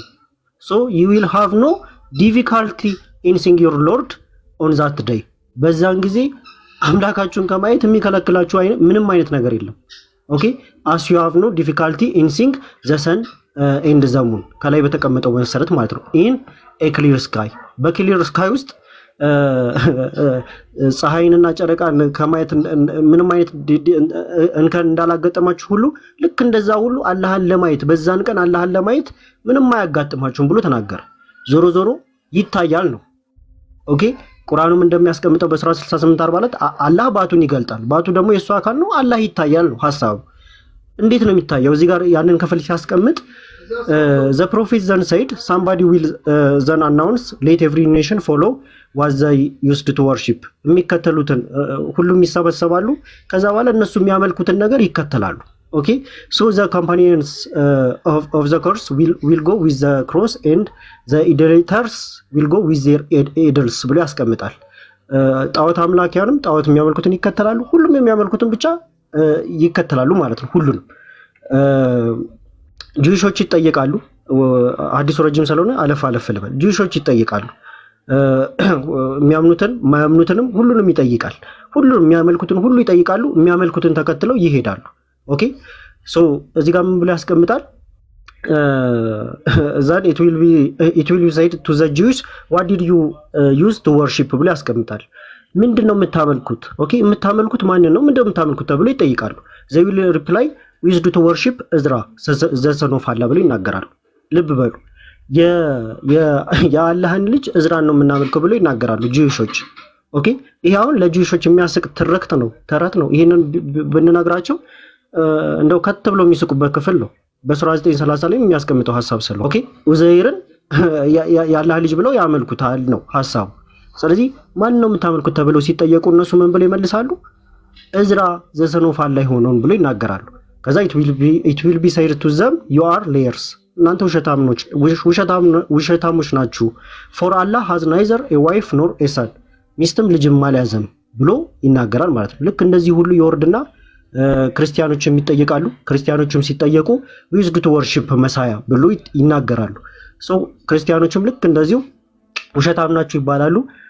ከዛ በኋላ ግን የሚያምኑት ኦኬ የሚያምኑትም ማያምኑትም ወይ ደግሞ አላህን ፎሎ የሚያደርጉት ሰዎች ይጠየቃሉ። ምን ብለው ይናገራሉ? and now we are waiting for our Lord, then the Almighty will come on them in a shape other than the one which they saw the first time። ከሚያውቁት አካል እንግዲህ የት እንዳዩት አናውቅም። ኦፍ ኮርስ በሌላ ሐዲስ ላይ መሐመድ አላህን ፍሪዝ ያለው ወጣት ሰው ሆኖ እንዳየው የሚናገር ሐዲስ አለ። ኦኬ እሱ ሊሆን ይችላል። ግን እዚህ ጋር ምን ብሎ ያስቀምጣል? ከዚህ በፊት ባልተገለጠላቸው ቅርጽ ሙስሊም እንደሚያስቀምጠው እዚህ ላይ ሳሂህ ሙስሊም ላይ እንደሚያስቀምጠው እዚህም ላይ እንደሚናገረው ምን ብሎ ይናገራል? ከዚህ በፊት ባልተገለጠላቸው ወይ ደግሞ ባላዩት ቅርጽ ከዛ በተለየ መልኩ ይመጣባቸዋል ይላል። አላህ ማለት ነው። and he will say I am your Lord፣ ጌታችሁ ነኝ ብሎ ይናገራል። ተመልከቱ፣ ይመጣና በሌላ ቅርጽ ይመጣባቸውና አላህ I am your Lord ብሎ ይናገራል። ጌታችሁ ነኝ ብሎ ይነግራቸዋል። and they will say you are not our Lord and none will speak፣ በቃ አንተ አምላካችን አይደለም ብሎ ይናገራል። እንደውም ካንተ እንጠበቃለን ብሎ ይናገራል። ኦኬ ከዛ to him then put the prophets and then will be said to them do you know any sign by which you can recognize him? አላህን ሪኮግናይዝ የምታደርጉት እሱን ሪኮግናይዝ የምታደርጉበት ምልክት አላችሁ ወይ ይባላሉ። እነዚህ አማኞቹ ማለት ነው። አላህን ሪኮግናይዝ የምታደርጉበት ወይ ደግሞ አላህን የምትለዩበት ነገር አላችሁ ወይ ይባላሉ። ልብ በሉ እነዚህ አማኞች አላህ ይመጣል። አላህ በምንድን ነው የሚመጣው? እነሱ በማያውቁት ሼፕ ኦኬ come to them in a shape other than one who which they saw the first time፣ መጀመሪያ ካዩት በሌላ ቅርጽ ሆኖ ነው የሚመጣባቸው። ያኔ ምን ይላሉ? አንተ ጌታችን አይደለም ከአንተ ነው በአላህ እንጠብቃለን ብለው ይናገራሉ። ከዛ መሐመድ ምን ብሎ ይጠይቃቸዋል? ፕሮፌት ኦርፋን ምን ብሎ ይጠይቃቸዋል? የምታውቁበት እሱን ሪኮግናይዝ የምታደርጉበት ምልክት አለ ወይ ብሎ ይጠይቃቸዋል። they will say the shin look the shin ብሎ ይመልሳሉ። the shin ባቱ ብለው ይመልሳሉ። ሱራ 68:42 ላይ ምን ተባብለን ነበር? ሱራ 68:42 ላይ ባት በሚገለጥበት ተመልከቱ። ባት በሚገለጥበትና ካህዶች ወደ መስገድም የሚጠሩበትን የማይችሉበት ቀን አስታውስ ይላል። ኦኬ ባት በሚገለጥበት። አሁን እነሱ ምን አሉ? የመጀመሪያው ሲገለጥላቸው እንደውም እኛ አንተ ጌታችን አይደለህም ብለው መለሱት። ራሱ ነው በሌላ ፎርም የተገለጠላቸው። በሁለተኛው ምን ብሎ ይጠይቃል መሐመድ? እሱን ሪኮግናይዝ የምታደርጉበት ነገር አለ ወይ ሲላቸው ባቱ ይላል። ኦኬ and so Allah will then uncover his shame whereupon every believer will prostrate before him and there will be remain those who used to prostrate before him ብሎ ያስቀምጣል። ከዚህ በኋላ ያብራራው ይሄዳል ማለት ነው። አላህ ባቱን ይገልጣል። ኦኬ አላህ ባቱን ከገለጠ በኋላ ሁሉም ወደ እርሱ ይሰግዳሉ፣ በሱ ፊት ይሰግዳሉ ማለት ነው። ኦኬ በምንድነው ሪኮግናይዝ የምታደርጉት ሲባሉ በባቱ አሉ። ባቱን አላህ ይገልጣል፣ ከዛ ያውቁታል፣ ጌታችን ነህ ይሉታል፣ ከዛ በኋላ ከሱ ስር ይሰግዳሉ ይላል። አሁን ይሄ ምንድነው? አላህ በመጀመሪያ ባየነው የቁርአን አንቀጽ መሰረት አላህ አይታይም ወይ ደግሞ አይኖች ሁሉ አያዩትም ብሎ አስቀምጧል። ኦኬ ሱራ 68:42 ስንመጣ ደግሞ ባት በሚገለጥበት ቀን ብሎ ተናገረ። ባት የሚገለጥበትን ደግሞ ብለን ስንመጣ አላህ በተለያየ በሁለት አካል ይመጣና አንደኛውን አላቀም ይሉታል፣ በሁለተኛው ባቱን ሲገልጥ ግን ያዩታል ማለት ነው። አላህ ይታያል ማለት እነሱ በሚያመጡት መስፈርት መሰረት አላህ አምላክ አይደለም ማለት ኦኬ። ተመሳሳይ ነገር ሰላም ቀደም ክርስቲያናው ላይ በደንብ ስለተመለሰ መጽሐፍ ቅዱስ ላይ ሲናገር ማንንም ያየው አንዳች እሱ እንኳን ያየው የለም ብሎ ተናገር አይደለ? ኦኬ እነሱ በራእይም ቢሆን ወይ ደግሞ አምላክ በፈቀደው መልኩ ለነቢያት ሲገለጥ እናውቃለን። ኦኬ ከክብሩ አኳያ ግን ማንንም ያየው አይደለም ብሎ ተናገር። ያንን ተናገር ጋዲሳ በደንብ አድርጎ ሰላበራራው ማማዬም አብራርተዋለች። እሱም መስፈርት ተጠቅመው እንደዛ ካሉ ይሄው እዚህ ጋር ደግሞ አላህ ይታያል ብሎ ይናገራል። እንደገናም ደግሞ አይኖች ያዩትን ብሎ ደግሞ ተናግሯል። ስለዚህ ስለታየ አምላክ አይደለም ወደሚል ልንሄድ ነው ማለት ነው። ሊትራሊ እንደዛ ሰዎችን ለማንሳት ነው ጋዲ። ሶሪ አራዮባ እናመሰግናለን ብሮስኪ ቃሎት ያሰማልን። እግዚአብሔር ያክብርልን። በጣም ነው የምናመሰግነው። በጣም ጥሩ ማብራሪያ ነው የሰጠው። ያስፈልጋል ይሄ ደብል ኮምፓሪዝን የኮምፓራቲቭ ነገር ያስፈልጋል። ክርስቲያኖች እንዲህ ነው የሚያምኑት ኦር እንዲህ ነው ሲባል አት ሴም ታይም ደግሞ እስልምናው ላይ ያለው ነገርም በስርዓት አት ሴም ታይም ኦኬ መነካት አለበት ለማለት ያክል እነዚህን ፖይንት እያነሳን ያለ ነው። ያው ከረጅም ጊዜም በኋላ ነው እንደምታውቁት ላይቭ ምናምን የተገባው። የተወሰኑ ሐሳቦችን ማማይ በኋላ ላይ ምናምን መክፈት ትችያለሽ። የተወሰነ ቆየት ብለሽ ሰውን ወደ አንቺ ምናምን ማሸጋገር እንችላለን። ሰዓቱ ለሳከሩ ምናምን ሆኗልና እዚህ ቶፒክ ላይ አሁን እንትን ቴሌግራም አለብኝ ከእህቶች ጋር ቀጥ እንትን እላለሁ ወርዳለሁ ነው። ኦኬ አይ በቃ ያው እንግዲህ የገቡ ሰዎችም ጠንከር ያለ ሐሳብ ካሁን በኋላ እንግዲህ በሰፊው ላይቭ ላይ ምናምን እንመለሳለን። እናንተ ምርጦች በስመ አብ ወወልድ ወመንፈስ ቅዱስ አሃዱ አምላክ አሜን።